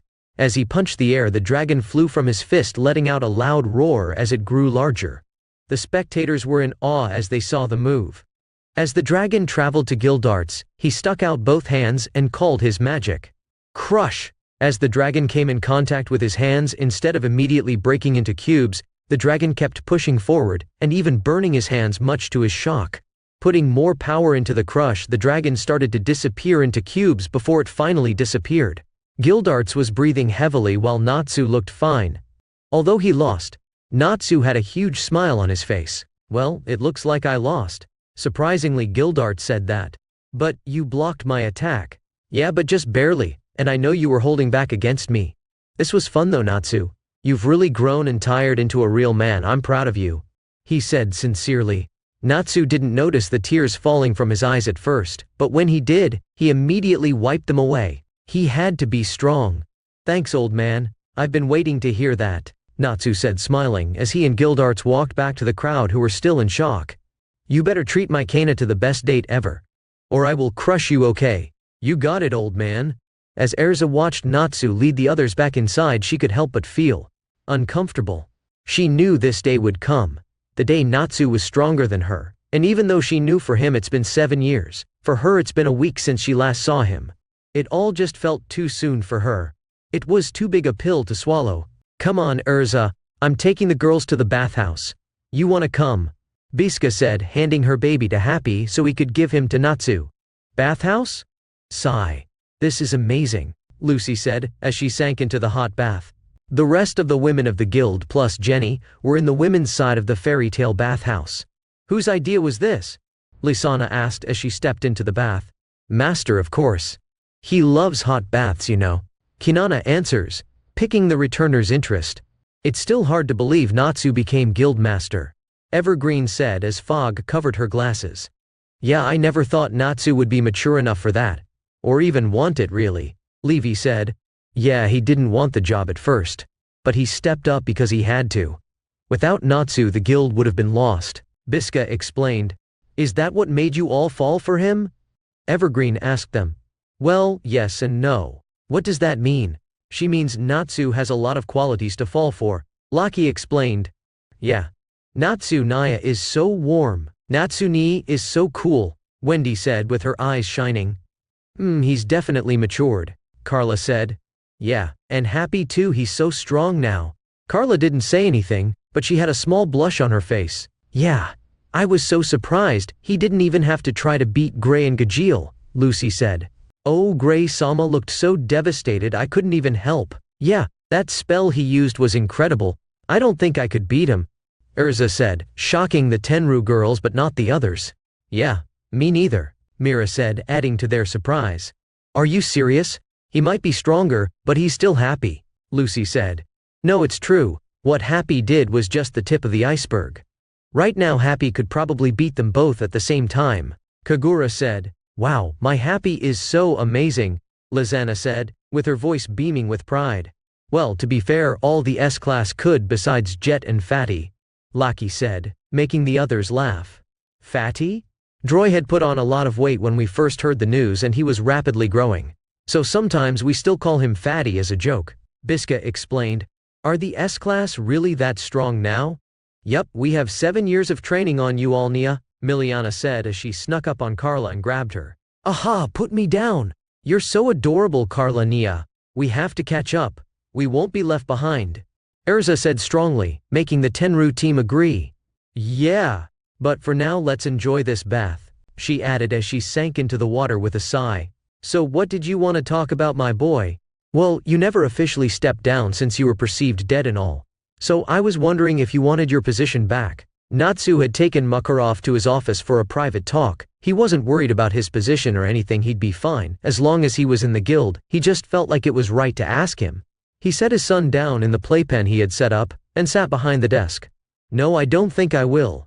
You've maintained and even grown the guild. Also, all those people down there respect you as master now, not me. I think it's time I rest my old bones and leave it to you. Natsu smiled largely at Makarov's words. Thanks, old man. And Natsu, about the basement? Don't worry about it, I already know. The conversation ended there as there was no more to talk about.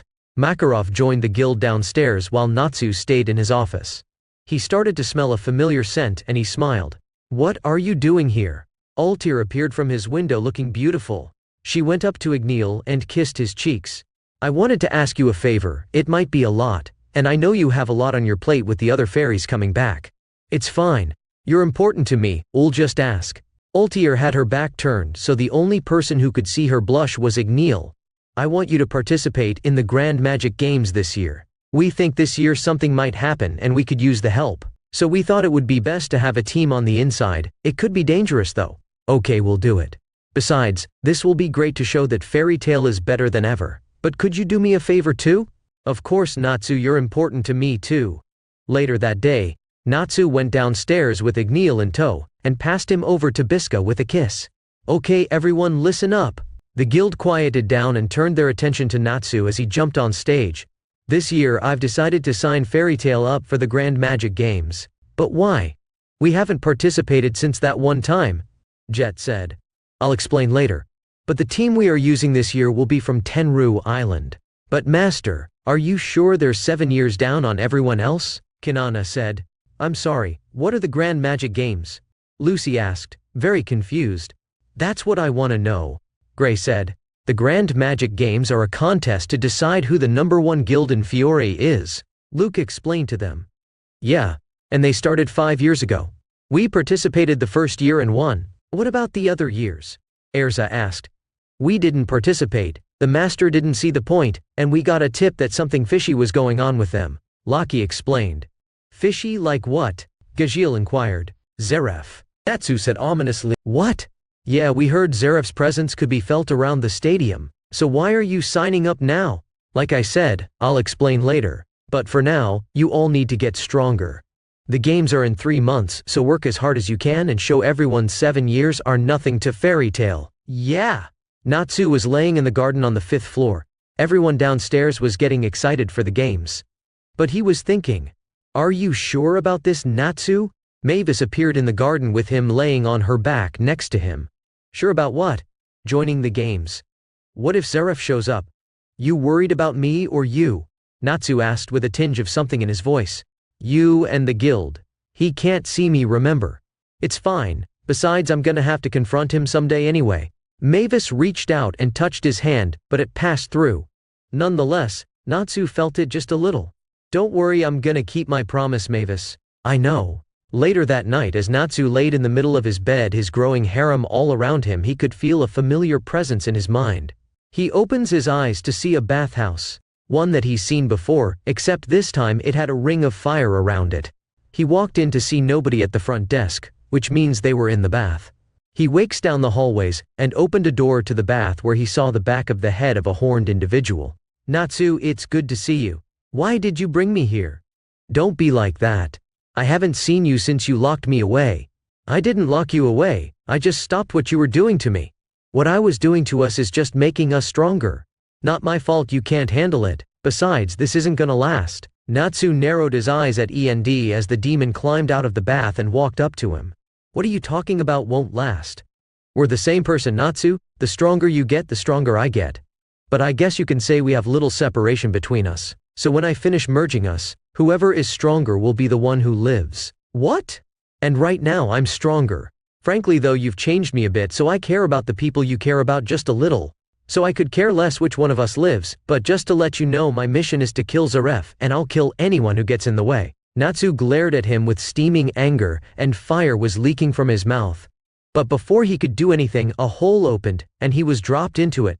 He released a roar that hit END, but it didn't do much, just burned him a little. Remember, you're on a time limit. Natsu woke up with his face locked in anger. He looked around to see the sun was out, and everyone was out of the bed beside Liz, who was on his chest. You okay, Natsu? You look angry. I'm fine, Liz, just had a weird dream. Chapter 18, Operation Bridge the Gap. In the forest surrounding Magnolia there was a lone house. It was a big home with multiple floors to hold its occupants, although the majority of them slept in the same room. This, of course, was the new home of Natsu Dragneel, the current master of Fairy Tail. Inside, the residents were having a large breakfast cooked by the Gorgon Queen herself, Kinana. Soon to be Kinana Dragneel. It's not fair, that's my seat. Miliana, the beautiful cat girl, was currently complaining about the fact that Lizana was sitting on Natsu's lap and feeding him. This was an action usually reserved for her among the group. She made up the rule of first come first served, and constantly was the first to sit in Natsu's lap to be wrapped in his warmth. Miliana loved it. You could say this warmth was what made her fall in love with the Dragon Slayer. And currently, she doesn't have it. The white-haired girl who was stealing it was smiling contently, and one would think that she didn't even hear Miliana with how calm she looked. She did hear it all, but she wasn't going to give up this privilege after going without it for so long. Lizana turned her head and looked at Miliana with an air of smugness that almost looked strange in her. If I remember correctly, this is first come first serve, and you made up that rule if what Biska told me was true. Miliana hissed at her, and Lizana glared back at her. Hey you two, calm down. Here Millie, come sit. Natsu shifted Liz so she was sitting on one of his thighs and made room for Millie to sit in his other. The brown-haired girl got up and sat down, but she didn't look happy about it. Though she calmed down when Natsu wrapped them in his arms. See, everything is fine. Master, what happened to you? When Natsu arrived at the guild, he had scratches all over his face and his hair was out of place. He walked over to the bar and flopped down next to Gildarts and Makarov. Seems like someone had a hell of a time last night. Natsu glared at the crash mage with annoyance that just made the veteran laugh. The usual bows. Coming right up, boss. Over with the girls. Lizana and Miliana seemed to be not getting off to the best start. What happened to Natsu? Lucy asked them. He got in between a cat fight, Biska said. And lost. Kagura added with a sly smile. The rest of the Dragneel harem laughed, while the two cats just glared at each other. So you gals figured out what you're gonna do for training? Biska asked. No, not yet. I don't know how we can bridge 7 years in only 3 months. Lucy answered dejectedly. That's true, it is a big task, but Natsu believes in us. We can't give up before we even try. Erza's spirit, forever unbreakable, raised Lucy's own. Erza was right, they couldn't give up before even trying. Not after everything the guild went through over the past 7 years. And Natsu believes in them, and Lucy would like to live up to that belief. Thinking about Natsu made her think about her feelings for him. She knew she was attracted to him physically and emotionally. He made her feel safer than safe. By his side she felt nearly invincible no matter the danger. When the black dragon showed up, she tried her best to be strong, but without Natsu there she was very close to giving up and just dying. The fear she felt that day is gonna stick with her for the rest of her life. But back to Natsu, she was in a dilemma. She wanted to be with him truly. But she didn't know if she could say anything about her feelings, or even if she was worthy enough to have them anymore. Plus there was what her father left her that she had to think about too. Lucy sighed in frustration. Everything was so much easier 7 years ago. I like that determination, Erza, because I have the perfect training method for all of you. They turned around to see Natsu standing there with a happy smile on his face as he ate his favorite steak on fire. Pack your bags, we'll be leaving in a few hours. He didn't say anything else or wait for their answer before he made his way upstairs. The girls were shocked and were just frozen there staring at nothing. They were still getting used to this more assertive Natsu. Well, you heard him. Pack your bags. Laki, faithful to Natsu's plans as always, got the girls moving. They almost scrambled out of the guild in a rush, much to the guild's amusement. Upstairs, Natsu was making his way to the garden. He had a lot on his mind, and that was his favorite place to think besides the lake by his home. With End putting him on a clock, he has to get stronger quickly, but he didn't know how he could get strong enough to combat his demonic self. And that was another thing. As much as he wanted to deny it, he was End and End was him. He still didn't know how he, as Natsu, came to be. His demon self was older than him, so how did Natsu and End separate if he was End before he was Natsu? It was all confusing to him. No matter how mature he's gotten, he still likes to take the most straightforward approach to his problems. But with this he couldn't, because he couldn't even remember how the problem came to be. And that brought him to his next problem. Zeref. End was Zeref's strongest demon, meant to kill him. So, does that mean he was Natsu's father? The thought disgusted the Dragon Slayer. He only had one father, and he was the Fire Dragon King Igneel. Whatever the case, Natsu knew one thing. Zeref had the answers to his problems, and he was gonna get them one way or another. Natsu's thoughts were interrupted as got to the garden and heard a noise. He could smell salt in the air, and he thought the sound was sniffling? He walked around and found Juvia sitting by the water. Juvia? Natsu could tell the girl had been crying for a while if the stains on her cheeks were anything to go by. The water mage looked up and quickly wiped her tears when she saw Natsu. Oh, master. Hello. Natsu didn't correct her on her way of addressing him. While he didn't hang out with her as much, he definitely was close enough to observe the water mage, and she respected her authority figures. You okay? Natsu sat down next to her as he asked this. Juvia got up as he sat down though. Juvia is fine. She just had something in her eyes. Juvia will be going now. Goodbye, master. She got and bowed respectfully, but before she could leave, Natsu called out to her, "Juvia, wait." "Yes. What's really wrong with you?" Juvia wasn't going to say anything. She had fully resolved herself to not tell anyone or show what was bothering her. But when she locked eyes with Natsu, she broke. The look in his eyes made her walls crumble and her eyes started to well up again. The genuine concern stuck her, and she was opening her mouth before she knew it. Gray-sama left Juvia behind. Natsu sighed. Of course it had something to do with the ice prick. Natsu didn't know what Juvia saw in the guy, and Gray was his best friend. Juvia made her way back down next to Natsu with tears running down her face. He said Juvia would just slow him down where he was going, and to leave him alone. Is something wrong with Juvia? Why can't anybody love her? Whoa whoa whoa. There's nothing wrong with you, Juvia. Gray's just a prick who can't express himself. Natsu didn't know much about Juvia other than the things he's observed of her over the short time before they disappeared. But what he saw was definitely deserving of love. She was loyal and strong, willing to even sacrifice herself in the battle of Fairy Tail for people she was once fighting against. She was beautiful. One of the most beautiful women he's ever seen, and Natsu has seen a lot. Hell, he's engaged to some of them. And on top of that, she's amazing cook. But even before that, Juvia's last boyfriend Bora said nobody would love her. That the rain Juvia made was annoying. Maybe Gray-sama thinks so too. Natsu grabbed Juvia's hands and is shocking the blue-haired girl. Juvia could see that Natsu looked angry. But why was he angry at her? Juvia cut it out. That Bora guy didn't know what he was talking about. You're not annoying, maybe a little weird at times, but everybody is. Nobody is perfect. I mean, look at everyone in Fairy Tail. Are those guys perfect? Juvia silently shook her head, her eyes and hands still captured by Natsu.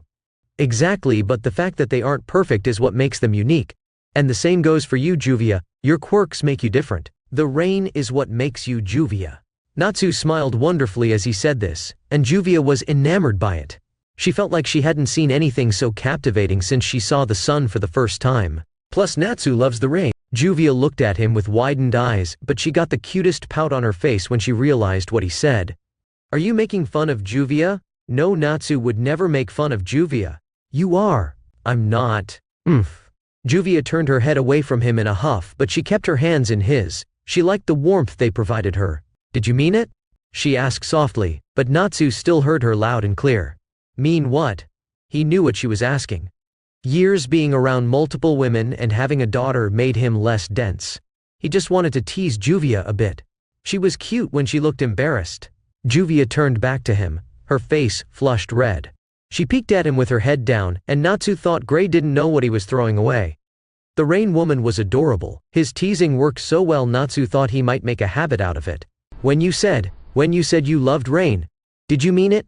Natsu smiled at her. The smile sent the warmth in her hands straight into her heart, and Juvia didn't know what to do with that warmth other than bask in it. Natsu is a terrible liar, Juvia. Juvia just smiled back at him. She kept her hands in his, and for the first time Juvia wanted to be hot instead of cold. Hours later, the guild was at the port, standing in front of Neverland.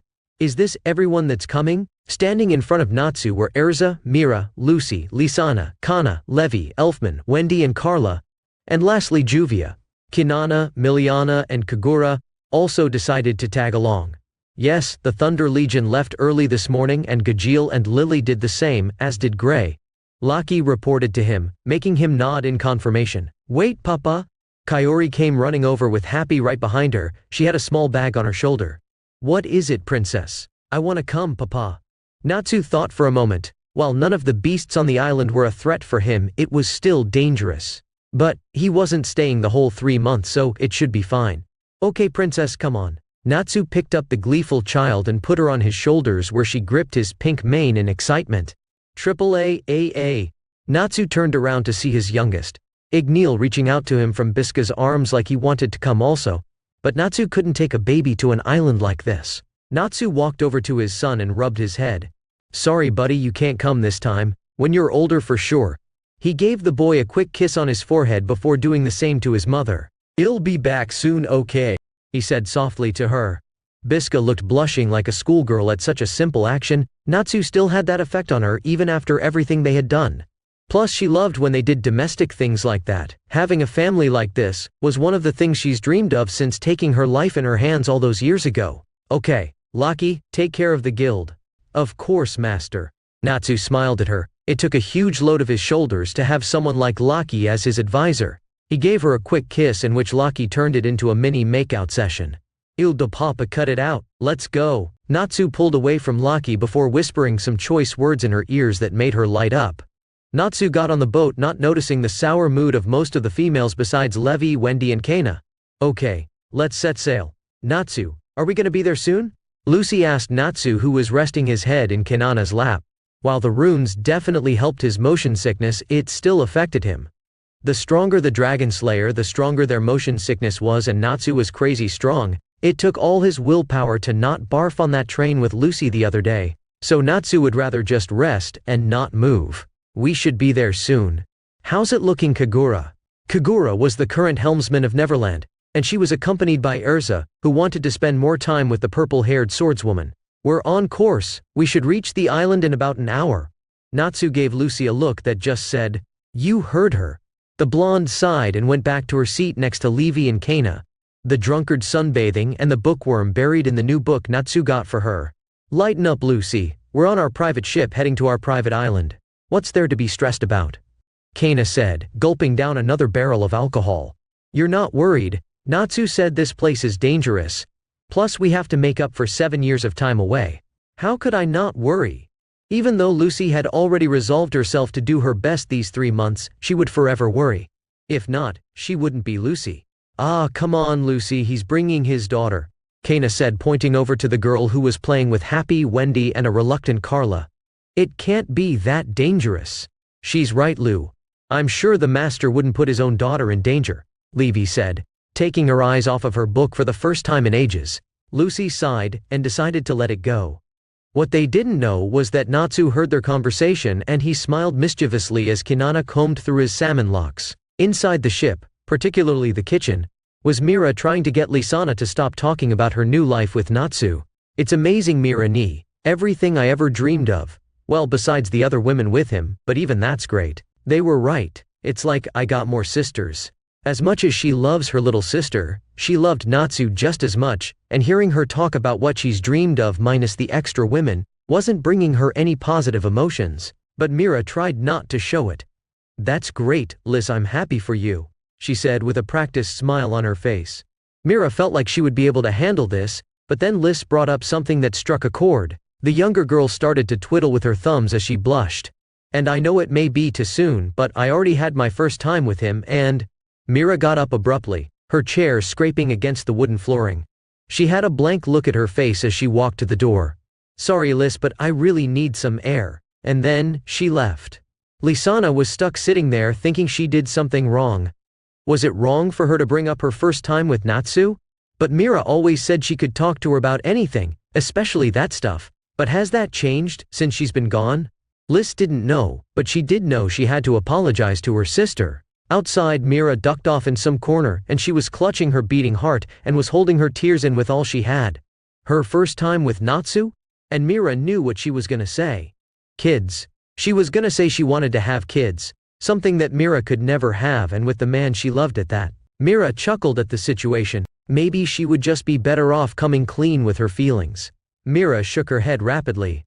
She couldn't betray her sister like that. At the helm, Kagura and Erza were silently watching the horizon, and Erza couldn't stop herself from eyeing the rabbit's ring. Kagura, of course, noticed it. What is it, Erza? Erza looked surprised. She had been caught. I was just wondering what made you fall for him. You think I made a bad choice? Kagura didn't sound upset or anything like that, just pure curiosity. Erza shook her head immediately. No, Natsu is and always was an amazing man. Even more so now, he's exceeded my expectations of what I thought he could become. Titania said, looking the guild master with admiration but also hints of a challenge, someone to catch up to. So what is it then? Why wouldn't I fall for someone like that? Are you jealous or something? Erza turned a bit red at the accusation and waved her hands in surrender. No, just curious. Kagura eyed her suspiciously before answering her questions. For a few moments, Kagura was silent, and Erza could tell she was contemplating what she could say that would satisfy her. He made me see who I am, she said simply, with her hazel eyes finding the man she was talking about, and a smile lit up her face. Before I met Natsu and joined Fairy Tail, all I had was my sword, and the only thing I wanted was to find Simon. Then I met Miliana and she dashed my hopes away with one sentence. But I gained a new ambition.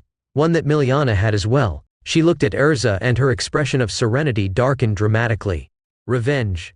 Erza didn't have to ask to know who the object of her hatred was, but what surprised her was that her cat friend wanted revenge. Was she being selfish in expecting people to let go of what Jello did the way she had? And did she fully let go of the pain he caused her?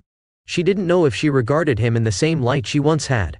Especially not while she was in the presence of a certain man. We traveled and trained until we came across Natsu. He saved Miliana from some trouble. We told him what our goals were and he invited us to join the guild. He told us that we never had a real chance to live and we should learn to live at Fairy Tail. He told us he wouldn't stop us from going for Jello but to do it at Fairy Tail. Obviously we ended up joining and it took time but it was great. I had a family again for the first time in forever. Fighting with Nico and Fubuki, taking missions with Miliana, eating at the bar with everyone. It was great. So great I had forgotten about my revenge for just a small while. Kagura heaved a sigh as she thought about the memories. It changed on the day of the long night. He showed up, badly injured too. He had been fighting a vampire and before he could kill him he was bitten and poisoned. Natsu immediately had Jet go for poor Ryusuke. Everyone looked at the infirmary worried. But me? I froze. My life's greatest desire was in front of me, just behind a door. When I realized it, I immediately went to kill him. But Miliana of all people stopped me. But why? I thought she wanted revenge as badly as you. Erza questioned, shocked at the events. It should be noted that the redhead was completely invested in the story, so much so she didn't know if her friend would live or die even though she knew he was alive and well according to the guild. That's what I thought too, but she said she had given up, that her reasons for getting stronger had changed a while ago. I had felt betrayed. My closest friend, the one I looked at as a sister, had stopped me from avenging my brother. But it was nothing compared to the betrayal I felt when Natsu stopped me. I hated him at that moment. But at the same time it was when I realized I loved him. Your hate made you realize your love? Kagura chuckled at her confusion. It really made her realize she was now older than the girl she used to call big sister. And she had way more experience in the love aspect of life. Love and hate are two sides of the same coin. It's easy to hate the person you love when they hurt you because it would never hurt so much if you didn't. Kagura explained simply, and Erza couldn't help but nod and agree. Comparing her own experiences, she could say she felt the same way about Jello for a short period. I was so angry and heartbroken I ran from the guild, and started to destroy everything in sight. Of course Natsu followed me. And then he became the subject of my anger. I beat him bloody. I hurled insults at him and told how much of a bastard he was for not keeping his promise. Erza nearly forgot Natsu made a promise and didn't keep it. She didn't think she had ever seen the man not keep a promise he's made. But she couldn't help but look at him with gratitude for what he did. She knew it couldn't have been easy for him to do such a thing. He told me he couldn't let me go through with the revenge because it wouldn't bring me anything. But I was scared. I dedicated my life to revenge and killing one man, so if I gave it up, what would I be? Who would I become? He told me I would be who I had been for the past 4 years, someone he and the others were proud to call family. I would be a fairy tale mage. As she continued, Erza couldn't help but think that Natsu was made for this role, that it was only a matter of time before he became the man he is today.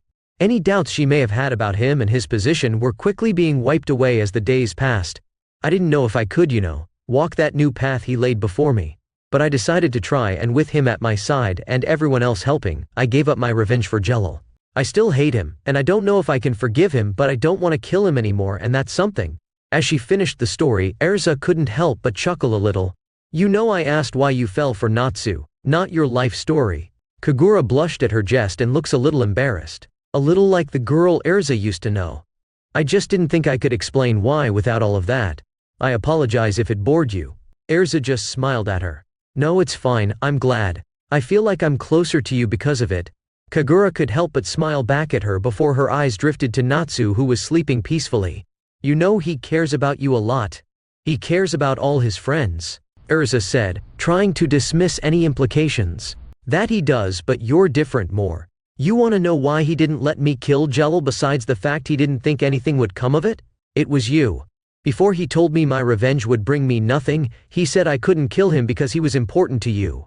Thinking back on that day, Erza would be lying to you if she told you her heart hadn't jumped a little or her face didn't heat just a tad. Like I said, he cares for his friends. Yes, but do you stay just his friend, sister? Erza stayed silent, and she didn't have time to give an answer as they heard a shout. I see it, I see the island. Kaori's voice rang out over the ship, filled with awe. And Erza could see why. The island was big, almost looked bigger than Tenru. In certain parts trees reached high to the sky, while others seemed to be deserted. She could also sense strong magic coming from the island. Whatever Natsu had planned for them wasn't gonna be easy. Sometime later the group was making their way through dense forest before they came across a clearing, and in it was a large cabin.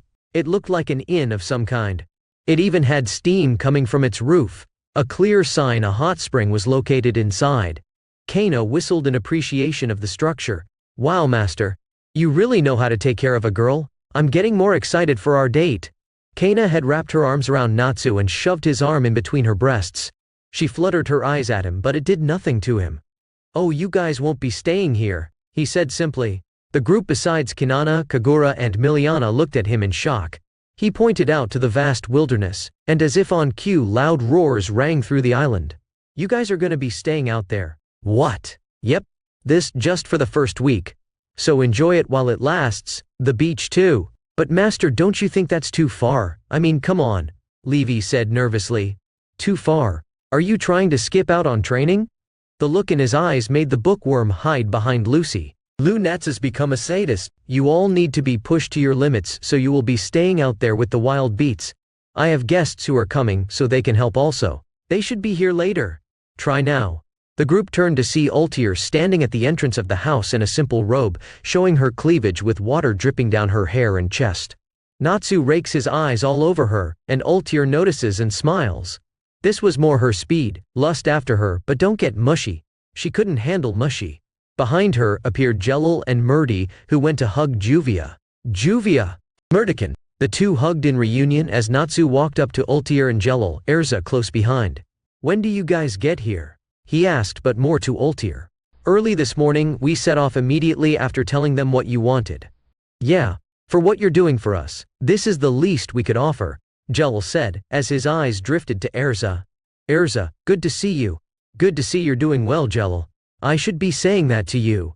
Their conversation ended there as Juvia asked the question that everyone wanted to know. Master. Juvia would like to know what they are doing here. They're here to make you stronger. Or more specifically, Ul is. How? Ultir explained to them about the second origin, and how she could manually unlock it to give them a tremendous boost in magic power. So who wants to go first? And fair warning, it's going to hurt. Everyone looked scared, but Elfman, ever the tough guy, stepped forward. I'm man enough to go first. And so Ultir started the process to unlock his second origin, and immediately the large man dropped to his knees screaming in pain. Next. One by one the members of the guild underwent the process screaming in pain each time besides Erza and Mira, who seemed fine, but you could see beads of sweat running down their bodies trying to contain their reactions. The day passed and night fell over the island, but the island didn't sleep. The women were enjoying the hot springs, and resting after the excruciating pain they went through earlier. But while they were winding down, the island seemed to just be getting started. The island shook, and with it the water of the hot springs. Are we gonna be safe here? Lucy asked clearly, scared, and she wasn't the only one. Levy and Wendy could be seen shaking a bit. Yes, they won't come here. Kinana said. Why is that? Erza asked, not at all worried. Natsu. They smell him and feel his magic in this area. They're very afraid of him, so they won't bother you while he's here. Kagura answers her. If you don't mind, how did you guys find this place? And what's it for? Levy asked, always curious. Natsu found it. We never asked how, but he used it to hold the S-class trials. The beasts on this island are all at minimum strong enough to fight an average S-class mage. Kinana explained. What? As strong as S-class? Lucy said, shocked, and her fear was ramped up. Even Erza and Mira looked up surprised at what the island held. Yep, and that wasn't all. You had to hunt one and bring it back to Natsu, dead or alive. Your performance was evaluated, and you passed on how well you did, Kinana said, remembering her first trial. In a way they were more friendly since more people could pass, but it was also more dangerous. The beasts weren't our friends, nor would they hold back on us. One misstep, and you could be seriously hurt or die, Kagura said with a serious face and voice. Wow. You guys really went all out, huh? Kana said, impressed by their will and determination. We had to. It was necessary for Fairy Tail, Kinana said seriously. Her eyes seemed to look through the water, remembering days past. But you guys shouldn't be praising us. You've got it much harder. What do you mean, Kinana-san? Juvia asked, confused. She means that the beasts on the island are stronger than when we first got here. I guess sensing the danger we posed to them gave them new power. Now they shake the island when they fight. So that means they are stronger than your average S-class, and we have to go live with them for 3 months, Lucy said almost hysterically. She passed out and fell into the water. Lushan! Sometime later, after fishing Lucy out of the hot springs, they were getting out and Lucy was angry and was looking for Natsu. Natsu, I'm gonna kill you. What for? Turning her head with fire in her eyes, she was ready to unleash her fury for this sadistic training he had set up for them, only to stop. The fire that was in her eyes had left and was currently in her face as she gazed upon the fire dragon slayer. He was standing in the doorway leading out of the bath with his chest laid bare.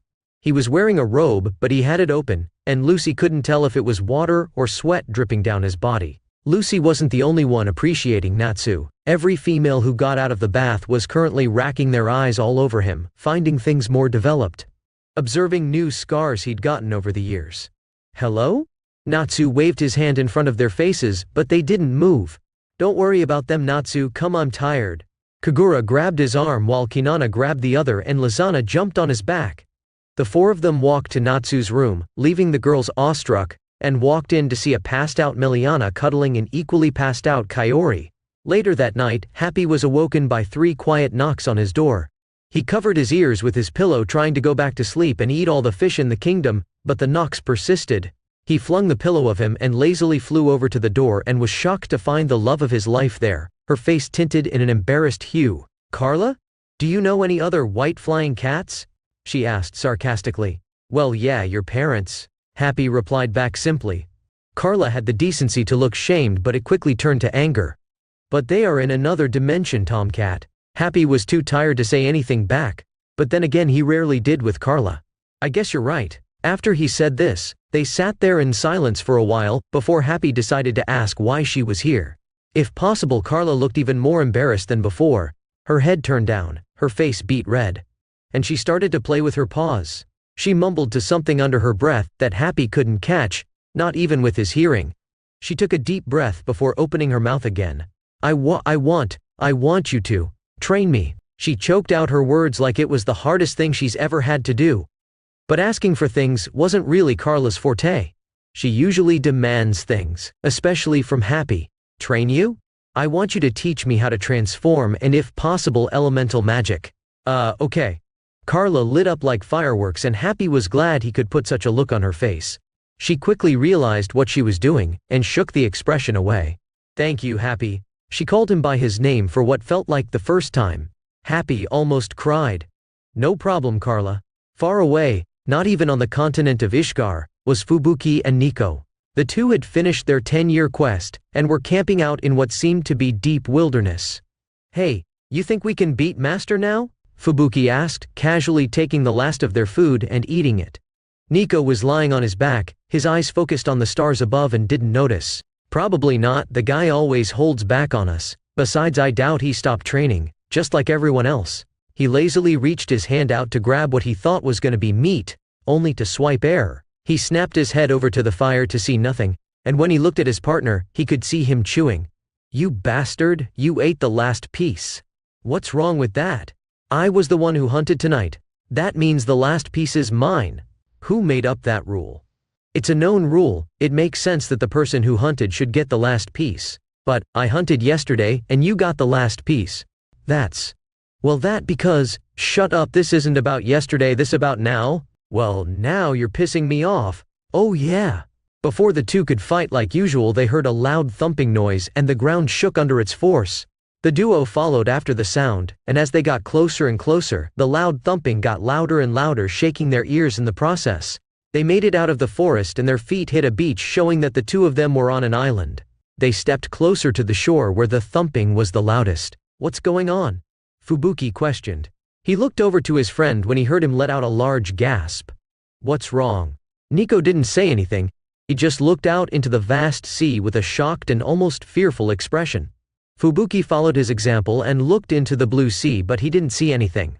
He kept staring through, squinting his eyes before he let out a gasp in the same fashion as Nico did. What the hell is that? Out in the sea, walking on the water, was a large shadow. The two could only compare its size to a mountain in the distance. In the midst of their shock, strong winds blew past them and a large shadow flew over their head. Is that the black dragon? Abruptly, a loud shockwave reached through the area, almost blowing the two spectators away. What the hell is happening? It looks like they're fighting, but why would the black dragon be fighting a walking mountain? Who cares? Just try not to die. The two could only think that they had to tell the master about this when they got back. If they even survived to tell him. Chapter 19, Let's Get Stronger. Hey Master Ni, you think Gray and Gajeel are doing alright? It's been a month and we still haven't heard anything from either of them. Like Romeo said, it had been a month since their friends had returned from their slumber on Tenru Island. In that time, the news spread like wildfire. Many people came to the guild to see them, only to be disappointed that they weren't there. Natsu, Kinana and Kairoi had returned to the guild a few days ago, leaving the trainees with Kagura, Miliana and Happy. Natsu didn't ask to be informed on how they were doing. On the other hand, he hasn't heard anything about Gray and Gajeel since he announced they would participate in the games. He did ask Ultir to unlock their second origin, but she hadn't got back to him. I'm sure the two are fine, but what about their training? Natsu still didn't seem worried in the slightest. They'll be alright. After what happened on Tenru, and with Happy, I'm sure they're training harder than ever. Volcanoes, lava, heat. That's what Gray saw and what he felt. He was trucking through molten terrain with no shirt or shoes on. His steps froze the ground and his ice melted in the next instance. Damn, it's hot. Damn, it's hot. Gray paused and looked to his side, and came face to face with Gajeel and Panther Lily. The Dragon Slayer was shirtless and sweating heavily while the Exceed was resting on Gajeel's shoulder. What the hell are you doing here? I'm training. The hell are you doing here, ya Ice Cube? I'm training, Metal Face. Why the hell did you come out here? So the salamander can't melt my metal. I'm guessing you're thinking the same. Gray kissed his teeth in frustration, because that was what he was thinking. Just stay out of my way, bolts for brains. As long as you do the same, ya Popsicle. Over the course the next week they trained in close proximity but never together. Gajeel dipped his metal arms in lava pools to strengthen his metal, and after he would spar with Panther Lily. Gray on the other hand froze a large area, and when it melted, he froze it again. He did this constantly until he ran out of mana and had to leave the magma scape. This was their routine for the first week, but at the start of the second, Gajeel grew bored. As Gary was training, a metal beam flew too close to his face. What the hell, metal brain? Gajeel looked at him with a smirk. What, scared of a little metal ice cube? Gray grit his teeth and magic gathered in his hands. Ice make lance. A chill wind passed as a lance of ice flew towards Gajeel. The Iron Dragon Slayer hardened his arm and swatted the ice out of the air. That's all you got? I'm just getting started. Ice covered Gary's fist in the form of an armored gauntlet, and he rushed Gajeel. In response, the Dragon Slayer hardened his fist in steel scales. Ice make glove? Iron Dragon's hard fist. When they clashed, cold winds swirled around them, and Gray's ice was covering Gajeel's fist. Iron Dragon's club. Gajeel's leg turned into a large club, and he swung it at Gray. Not wanting to be hit by the attack, Gray jumped back. But he didn't expect the club to detach from Gajeel's leg and fly into him. Gray grunted in pain when the metal slammed into his stomach and sent him flying. At this rate he was gonna hit a magma wall. Ice make, slide. Ice covered the wall in the form of a slide, and Gray slid off of it and avoided damage. He flipped in the air and readied his next attack before he landed. Ice make, cannon. A cannon appeared by Gray's side and it fired multiple blasts of ice at Gajeel. Iron Dragon's roar. A large and powerful blast of iron and wind shot from Gajeel's mouth and devoured the cannon blasts, and was quickly headed towards Gray. But the Ice Mage was ready. Ice make, shield. The roar hit the ice shield with a great impact that kicked up a lot of dust and ash. Gajeel went on the offensive with his Iron Dragon's sword. He cut through the smokescreen and right into Gary. His momentary shock at killing his guildmate was overtaken by seeing him crumble into ice shards. Ice make, hammer. The real Gray appeared out of the smoke with a large hammer above his head, and it slammed down onto Gajeel. When Gray thought Gajeel wasn't getting up, his hammer started to crack. Gajeel broke through the hammer and he was covered in steel scales. Gajeel laughed in excitement as Gray came falling into him. Iron Dragon's hard fist. Gray blocked it, but the attack sent him sprawling across the ground. He had to right himself as Gajeel came charging in with attacks. Ice Make, Ice Bringer. Two swords appeared in Gray's hands, and he clashed with Gajeel's steel hands. The two of them got into a fierce back and forth. Gray attacked with two quick slashes that Gajeel blocked. He had to dodge the next few attacks from Gajeel, and he blocked the last one. But the last attack was so strong it broke both of his swords. But Gray didn't even pause. He jumped backwards and sent another attack. Ice Make Floor. Ice covered the ground, and it was quickly melting, but it did its job in stopping Gajeel for a few seconds. Ice Make Prison. Gray trapped Gajeel in a prison made of ice, and he didn't let up and attacked again. Ice Make Geyser. A large tower of ice sprouted from Gajeel's feet and nearly impaled him if it wasn't for his scales. Gajeel used his position to ready his next attack. Iron Dragon's Sword. His arm became a large sword, and he swung it down onto Gray. Ice Make Cold Excalibur. Gray made a large sword of ice and clashed with Gajeel. They continued to battle for hours on the volcano, dodging each other's attacks and the lava sprouting from the ground. They battled until they both passed out, and Panther Lily had to carry them down from the volcano. When they woke up, they were in Gajeel's camp, Gray's belongings at his side. When they realized what happened, the both tried to get up and fight again, but their bodies wouldn't allow them. They laid there, stewing in their frustrations and anger. We gotta get stronger. Right now we can't even touch Salamander. I'm gonna turn that cat into an ice sculpture. As you are right now, Happy would still beat you. A new, feminine voice broke through their frustration. They turned their heads to see Ultir. Ultir, Gray said in shock. What are you doing here? Natsu sent me to help you out. I don't know if you will be as strong as you want, but this will help you. The two just looked at her confused. How are you gonna help? The next moment Gajeel was screaming in pain. This will hurt. Okay, Liz, you ready? Bring it, Lucy. Lucy nodded in determination and summoned Loke. Open, Gate of the Lion, Leo. In a flash of a light, a handsome brown-haired man in a suit appeared next to Lucy. He dropped to one knee in front of her. You called Princess. Lucy rolled her eyes at him. Cut the gentleman act we're training. Yes, Princess. Lucy shook her head in annoyance as she prepared her new spell. An impressive amount of magic started to swirl around her. Loke's key stared to light up in her hands, and they were covered in gold light. Star arms, gauntlets of the lion. When the light died down, Lucy was equipped with a pair of golden gauntlets. The ends had brown fur resembling a lion's sprouting from it. Okay, Liz, here I come. Lizanna nodded and transformed in response. Take over, Minotaur. In a flash of light, Lizanna grew in size and her legs turned into that of a bull's. Long horns grew from her head, and her top was changed into a brown cloth that covered her ample breast. Her nose was pierced by a gold ring, and her hair grew down to the small of her back. Her body was also more defined. Her muscles on her stomach and arms looked hard as steel. Lucy ran at Lizanna, and she was notably faster than she was before. Lucy attacked with both of her palms forward like a spear. Light was raging from the ends of her gauntlets, and it was boosting her attack.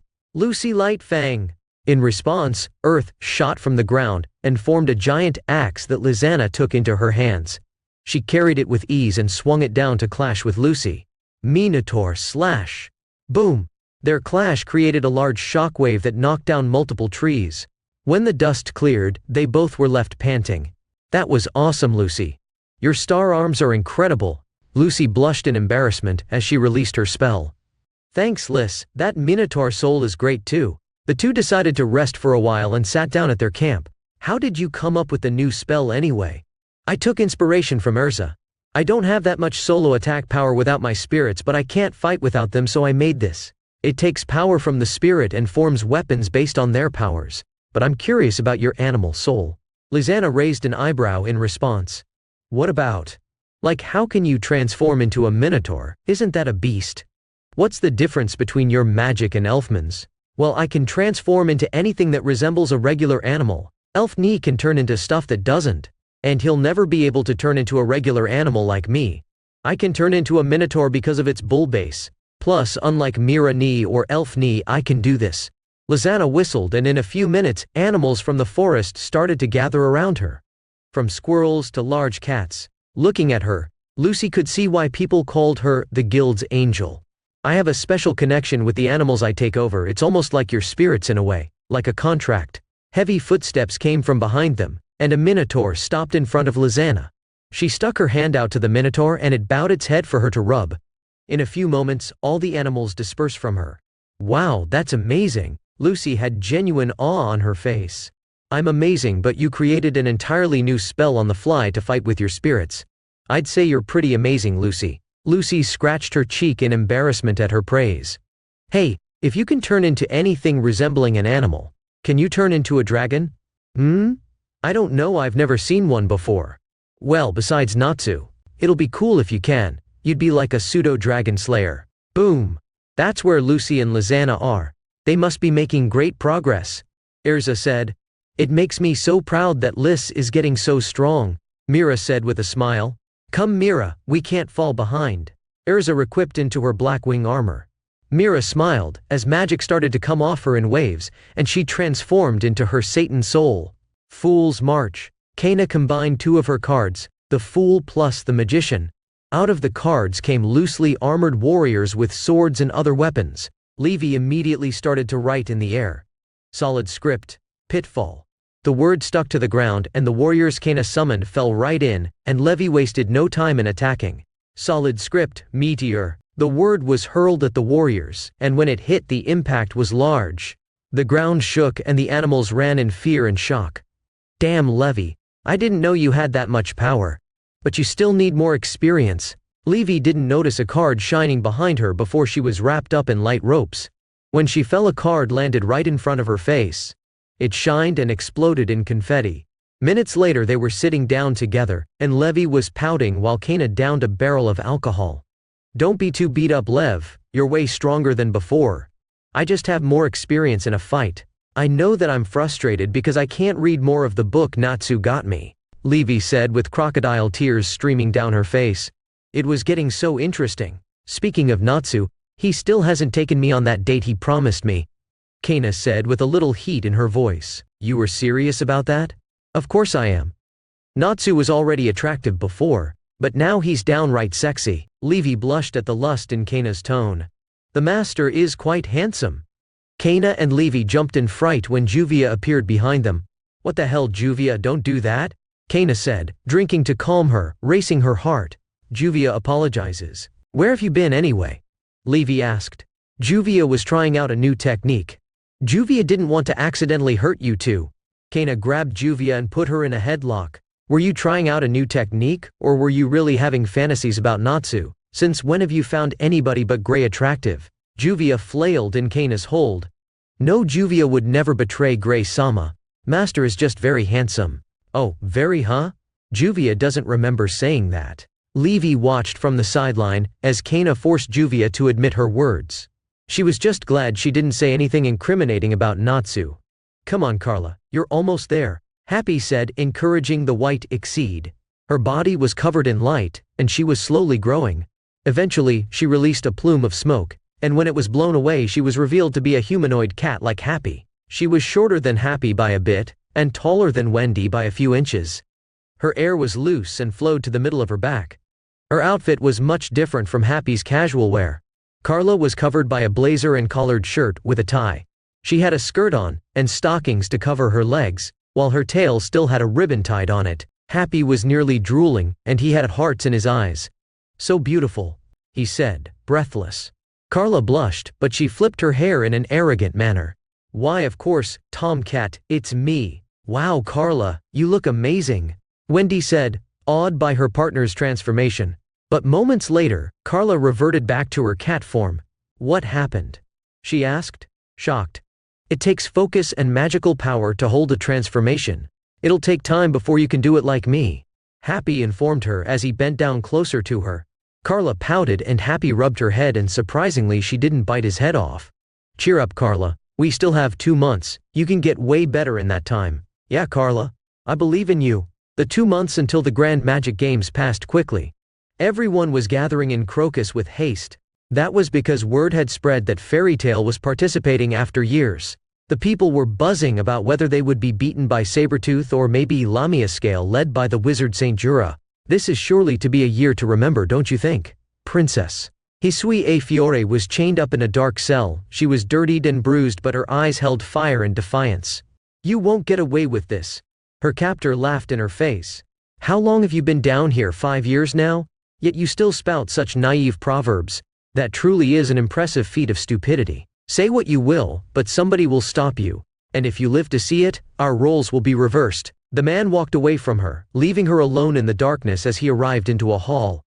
He opened a large door, only to come face to face with the princess.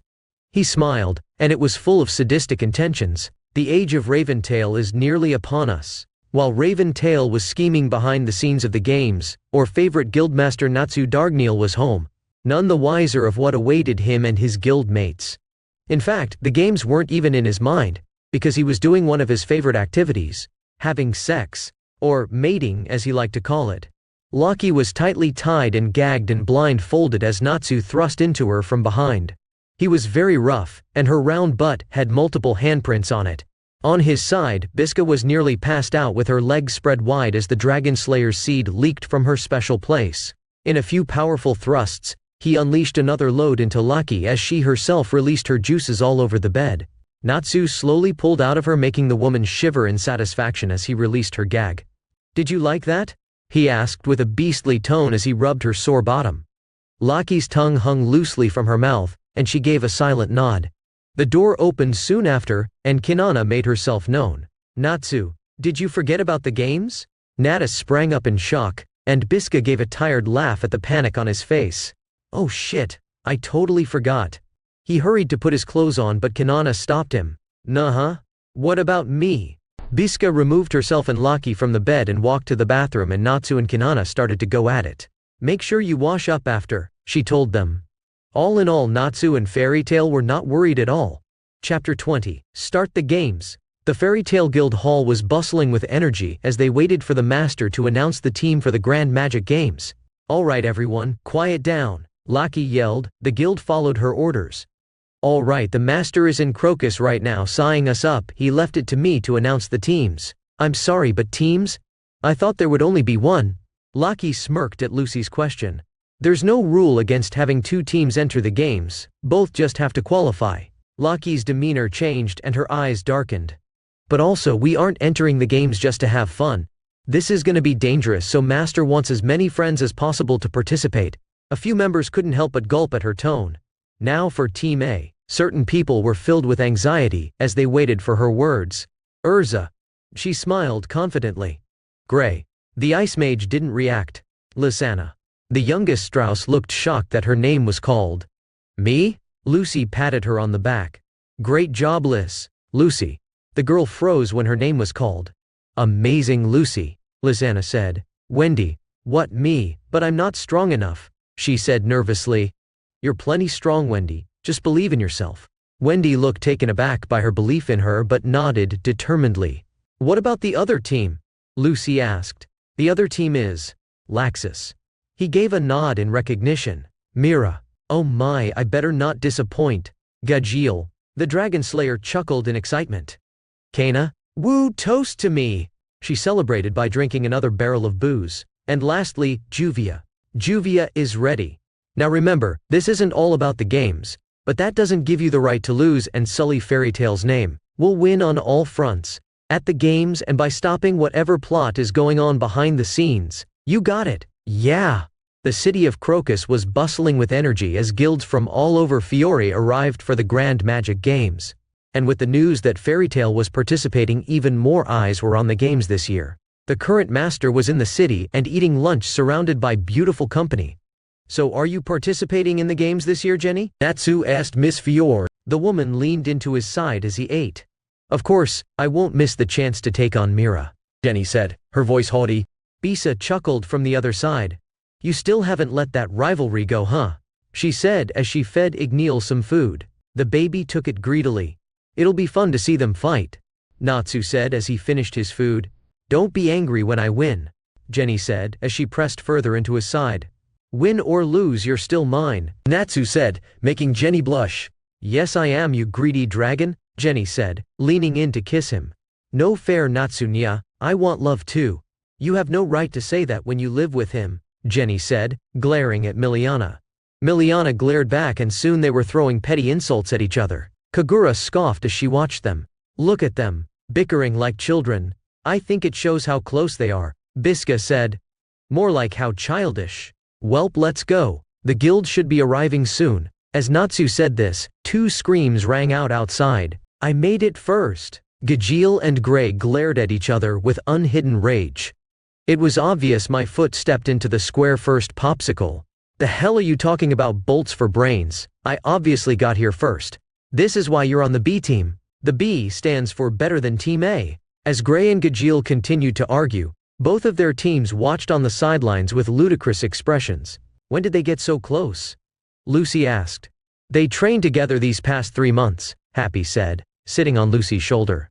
Really, those two? I guess with Natsu so far ahead of them right now, they replaced him with each other, Erza reasoned. Good luck trying that, Natsu said from behind them. Master Natsu, good to see you guys made it all right. Thought for sure some guild would have tried to take you out on the way here. Natsu had a carefree smile on his face as he said this. Why would they do that? Lucy asked, sounding slightly nervous. To get you out of the competition, many guilds sign up to participate, but only 8 get to compete, Laki informed them. So is there a preliminary round? Levy asked. Yep, though the games are different every year, so we can't tell you guys what it'll be like, Natsu said. Sounds like it'll be fun then. Gajeel's smile was bloodthirsty. This year it says to be back at your designated inn by 12. There's a curfew? Gray asked. Yeah. So make sure you're back by 12, and if you aren't, don't get caught, Natsu said. I don't think that's the advice you should be giving us, Lucy said with a strained chuckle. You're free to do whatever you want until then, so have fun, Natsu said as he ran off with Kaori on his shoulders. He really doesn't change, does he? Lucy said with a smile on her face. Natsu, wait. I need you to teach me more about the book. Levy screamed as she ran after the Dragon Slayer. You still need to take me on that date, Natsu. Kana drunkenly ran after them. Lucy, Lizana and Happy were roaming the town, shopping for clothes and eating food. Careful, Lucy, you don't want to get even fatter, Happy said. I'm not fat, you stupid cat, Lucy said, yet she stopped eyeing the ice cream she wanted. Happy, be nice, Lizana said. I am. I could have said her oversized breast would explode. They're not oversized, Lucy pouted as she poked her breast. Don't worry, Lucy, Natsu likes big breasts, Lizana whispered to her. Really? Lucy jumped up in excitement, then immediately blushed in embarrassment. I mean, I don't care what he thinks. Lizana laughed at her reaction. You know, Lucy, I never thought we would be friends. But I'm glad we are, Lizana said. Lucy looked shocked by her words. Why would you think that? I guess because I was angry at you. In Edelas, the other you and Natsu were just so close, and when I returned you were close here too. Lizana smiled wistfully. It had felt like I was replaced, and I kinda blamed you for a little while.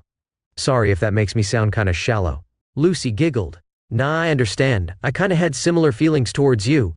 I thought me and Natsu wouldn't be as close anymore after you got back. The two of them both laughed together, but it was cut short by curiosity as a crowd was forming.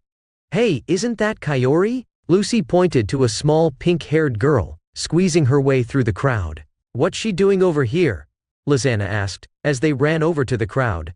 They pushed through to see Kaori staring at 2 men standing over unconscious bodies.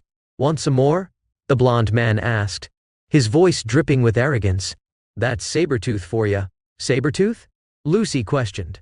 You're like Happy Knee, Kaori said as she pulled on a red Exceed's cheeks. Sting, get this brat off me, this is so not cool. Lecter screamed for help. Kaori, Happy called out. The girl looked up and smiled when she saw her older brother. Happy Knee. She released Lecter and hopped over to him. Well, if it isn't the fairies. The blonde man named Sting sneered at them. So I guess it was true about you cowards joining the games. Cowards? Lizana glared back at him. Who are you to say that? They're Sting and Rouge, the twin dragons of Sabretooth. Happy said. Twin dragons? Does that mean? Lucy trailed off. Yep, we're dragon slayers, Sting said. And we belong to the #1 and strongest guild in Fiore. And now that Natsu decided to participate, we can prove it by crushing you in the games. This is gonna be a cakewalk for a guy like you, Sting, Lecter said. I think so too, the pajama-clad Exceed said. Tell Natsu to be ready to lose, wouldn't want to see my idol cry. Sting laughed as they walked away. Teach that guy pisses me off, Lizana said, unusually hostile. Liz, you're squeezing me. Kinda. Tightly. Happy forced out. Oh, I'm sorry, Happy. Natsu's fun day with his daughter was stolen by two needy women. Kaori, come back. He whined, but his daughter was gone. Once Natsu was flagged down by Kina and Levi, the small girl had run off on her own. You're boring, papa, bye. That's not what she said, but it's what Natsu heard. Now, Natsu was hiding from both of them. He spied an open window with a familiar scent inside. He jumped through to find Erza laying in the bed in her pajamas. She jumped up in shock when she saw him. "Nah, master. What are you doing here?" Erza asked, sitting up straight. "You can call me Natsu, ya know." "No." Erza denied immediately. "You are the master. It would be disrespectful not to address you as such." Natsu chuckled as he sat down next to her. Erza felt unusually conscious of his presence. "So, what were you doing in here?" Natsu asked. "I was checking our room for anything strange, but I did not find anything." "You're worried about the games. With everything you said, it's hard not to be." Natsu laughed at her words. "Well, don't be," he said simply. "You can leave everything else to me and the guild. You guys just focus on winning." Erza had a look of shock on her face before it melted into a look of realization. "You really haven't changed, huh?" Erza smiled at the realization. "Why would I?" Erza giggled into her hand. Natsu was correct. She could leave everything to him and trust it would be okay. Thinking back, it's always been that way. She could entrust Natsu with anything. "Where's everybody else?" Erza's eyes narrowed in a dangerous manner. "Those idiots are late. I'll have to scold them later." "Oh, Erza, I almost forgot, I wanted to give you something," Natsu said abruptly. "So where were all of you?" Erza said sternly as her team kneels before her. Natsu was behind her, hugging Kaori tightly. "Papa, let go." The little girl tried to escape her father's grip. "Never." "Well, me and Lucy ran into the competition," Lizana said with a carefree smile. "And I was just having lunch," Gray said, sweating nervously. "Nothing crazy." "Where's Wendy?" Erza asked. "Probably with Charla," Happy said. "This is alarming. Curfew is almost here," Erza said worriedly. "Actually, it is curfew," Gray said. A loud ringing of a clock resounded in everyone's ears. The next thing they knew, a large projection of a pumpkin-faced man appeared in the sky. A big pumpkin. Kaori cheered excitedly. "Good morning, all contestants participating in this year's Grand Magic Games." The inn the group was staying in started to rumble and rise from the ground. "Look, the others are too," Gray pointed out. And indeed, multiple inns were rising to the sky. "For this year's preliminary round, we're gonna do something like a race." The pumpkin danced as it spoke. "But that's too boring, so I added a maze to spice things up." A large circular structure appeared in the sky, glowing brightly. "The arena is at the finish line. All 5 team members have to cross wind, so try not to lose anybody on the way up. You may use magic as you see fit, and we aren't responsible for any loss of life." Natsu narrowed his eyes at the last comment. Everything felt fishy right from the get-go. A path appeared in front of the inn leading to the circular structure. "Remember, out of more than 100 teams, only 8 get to play, so give it your all. Now the race in the Sky Labyrinth is on." "We don't have Wendy. What are we gonna do?" Lucy panicked. "Happy, you go with them. I'll go look for Wendy," Natsu said seriously. "Aye, sir," Happy responded. "Be careful, guys, this smells like trouble." "Don't worry about us, Flame Brain, just find out what's going on with Wendy," Gray said confidently. But then he grew a look of confusion on his face when he was lifted off the ground. "That's master to you, brat," Natsu screamed in Gray's ear before he threw him out the window. "See you later, Natsu," Lizana said, pecking him on the lips before she jumped onto the path, Happy flying behind her. "Wait for us, guys," Lucy screamed as she jumped onto the path. "Master, I will use your gift well, I promise." Natsu smiled at Erza before rubbing her head affectionately, shocking Erza. She could feel the warmth traveling down her body. Natsu didn't say anything as he turned and left with Kaori in tow. Kagura's words played in her mind. "Do you want to stay his friend?" Erza shook the thought away as she caught up to her team. Once they got into the labyrinth, they indeed found a large maze. Platforms floating in the air, stairs leading to nowhere. It was hard to tell up from down. "Let's hurry, there are more than 100 guilds here, we can't fall behind," Erza said, as they started to run up the stairs in front of them. "Stop!" Happy yelled abruptly. "Is it the enemy?" Erza said seriously. Happy didn't answer, but soon the floor they were on burst open and a group flew through. 10 mages it looked like. "Kill the fairies," they said as they attacked. Ice, fire, stone. Ice make rampart. A large shield of ice appeared to block the combined attack thanks to Gray. Thin blades appeared on the shield similar to spears, and the construction shot forward. Ice make phalanx. The group let out screams of pain as they were impaled and pushed off of the platform. What was up with that? Lucy asked. It looks like they're targeting us, Lizana said. Got that right, Missy. A purple skipped creature appeared out of nowhere. They turned to him just in time to see him jump off the platform with Lizana in tow. Liz! The group screamed as they tried to follow her, but another group cut them off. You fairies aren't going anywhere. Why are you doing this? Lucy asked with anger pouring from her form. There's a hefty price on the head of any fairy tale mage in the games right now, he said, confusing the group. Somebody's got a bounty on us. Gray said. It would seem so. Erza's brow creased in frustration. Let's end this quickly and meet up with Lizana. With Fairy Tale Team B, they were in a similar situation. They were surrounded on a large platform by a more than one group. Are these different guilds? Mira asked. But why would they all team up to take us instead of just focusing on the mission? Laxus questioned. My gut's telling me somebody's out to get us, Kana said with a drunken smile on her face. But who? Juvia inquired. Who cares? Gajeel said as his hand turned to steel.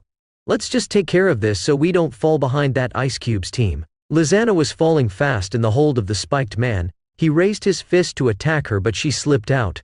Animal soul, snake. Her body morphed under the light of her magic, and her lower half was that of a snake. She slithered out of the hold and transformed again mid-air. Animal soul harpy. Lizana's arms disappeared and were replaced by wings, and her legs were shaped into that of a bird's while her toes gained talons. Fierce winds. With a strong flap of her wings, a strong and powerful blast of wind was blasted at the spiked man. He raised his arms to guard but was blown away anyway and crashed into a platform. Through the smoke, Lizana was still able to see him thanks to her enhanced vision, and she dive-bombed him. With her leg pointed outward, wind wrapped around her as she crashed into him. Hurricane kick! The force of her attack was so strong it blew him out of the labyrinth, and the winds even knocked out a few nearby teams. Now I need to get back to the others. Natsu was sniffing the air as he roamed the palace gardens. He paused when he came across his target, Wendy Charla. He knelt down and took the small girls in his arms. She was cold to the touch. Wendy, talk to me. Natsu pleaded. The girl made a noise of distress but didn't open her eyes. Kaori, get Charla. His daughter wasted no time in picking the white cat. Hopefully poor Yusuka came. Thank you for watching the video. Please check out other content from the channel, and if you enjoyed the video, please like and subscribe.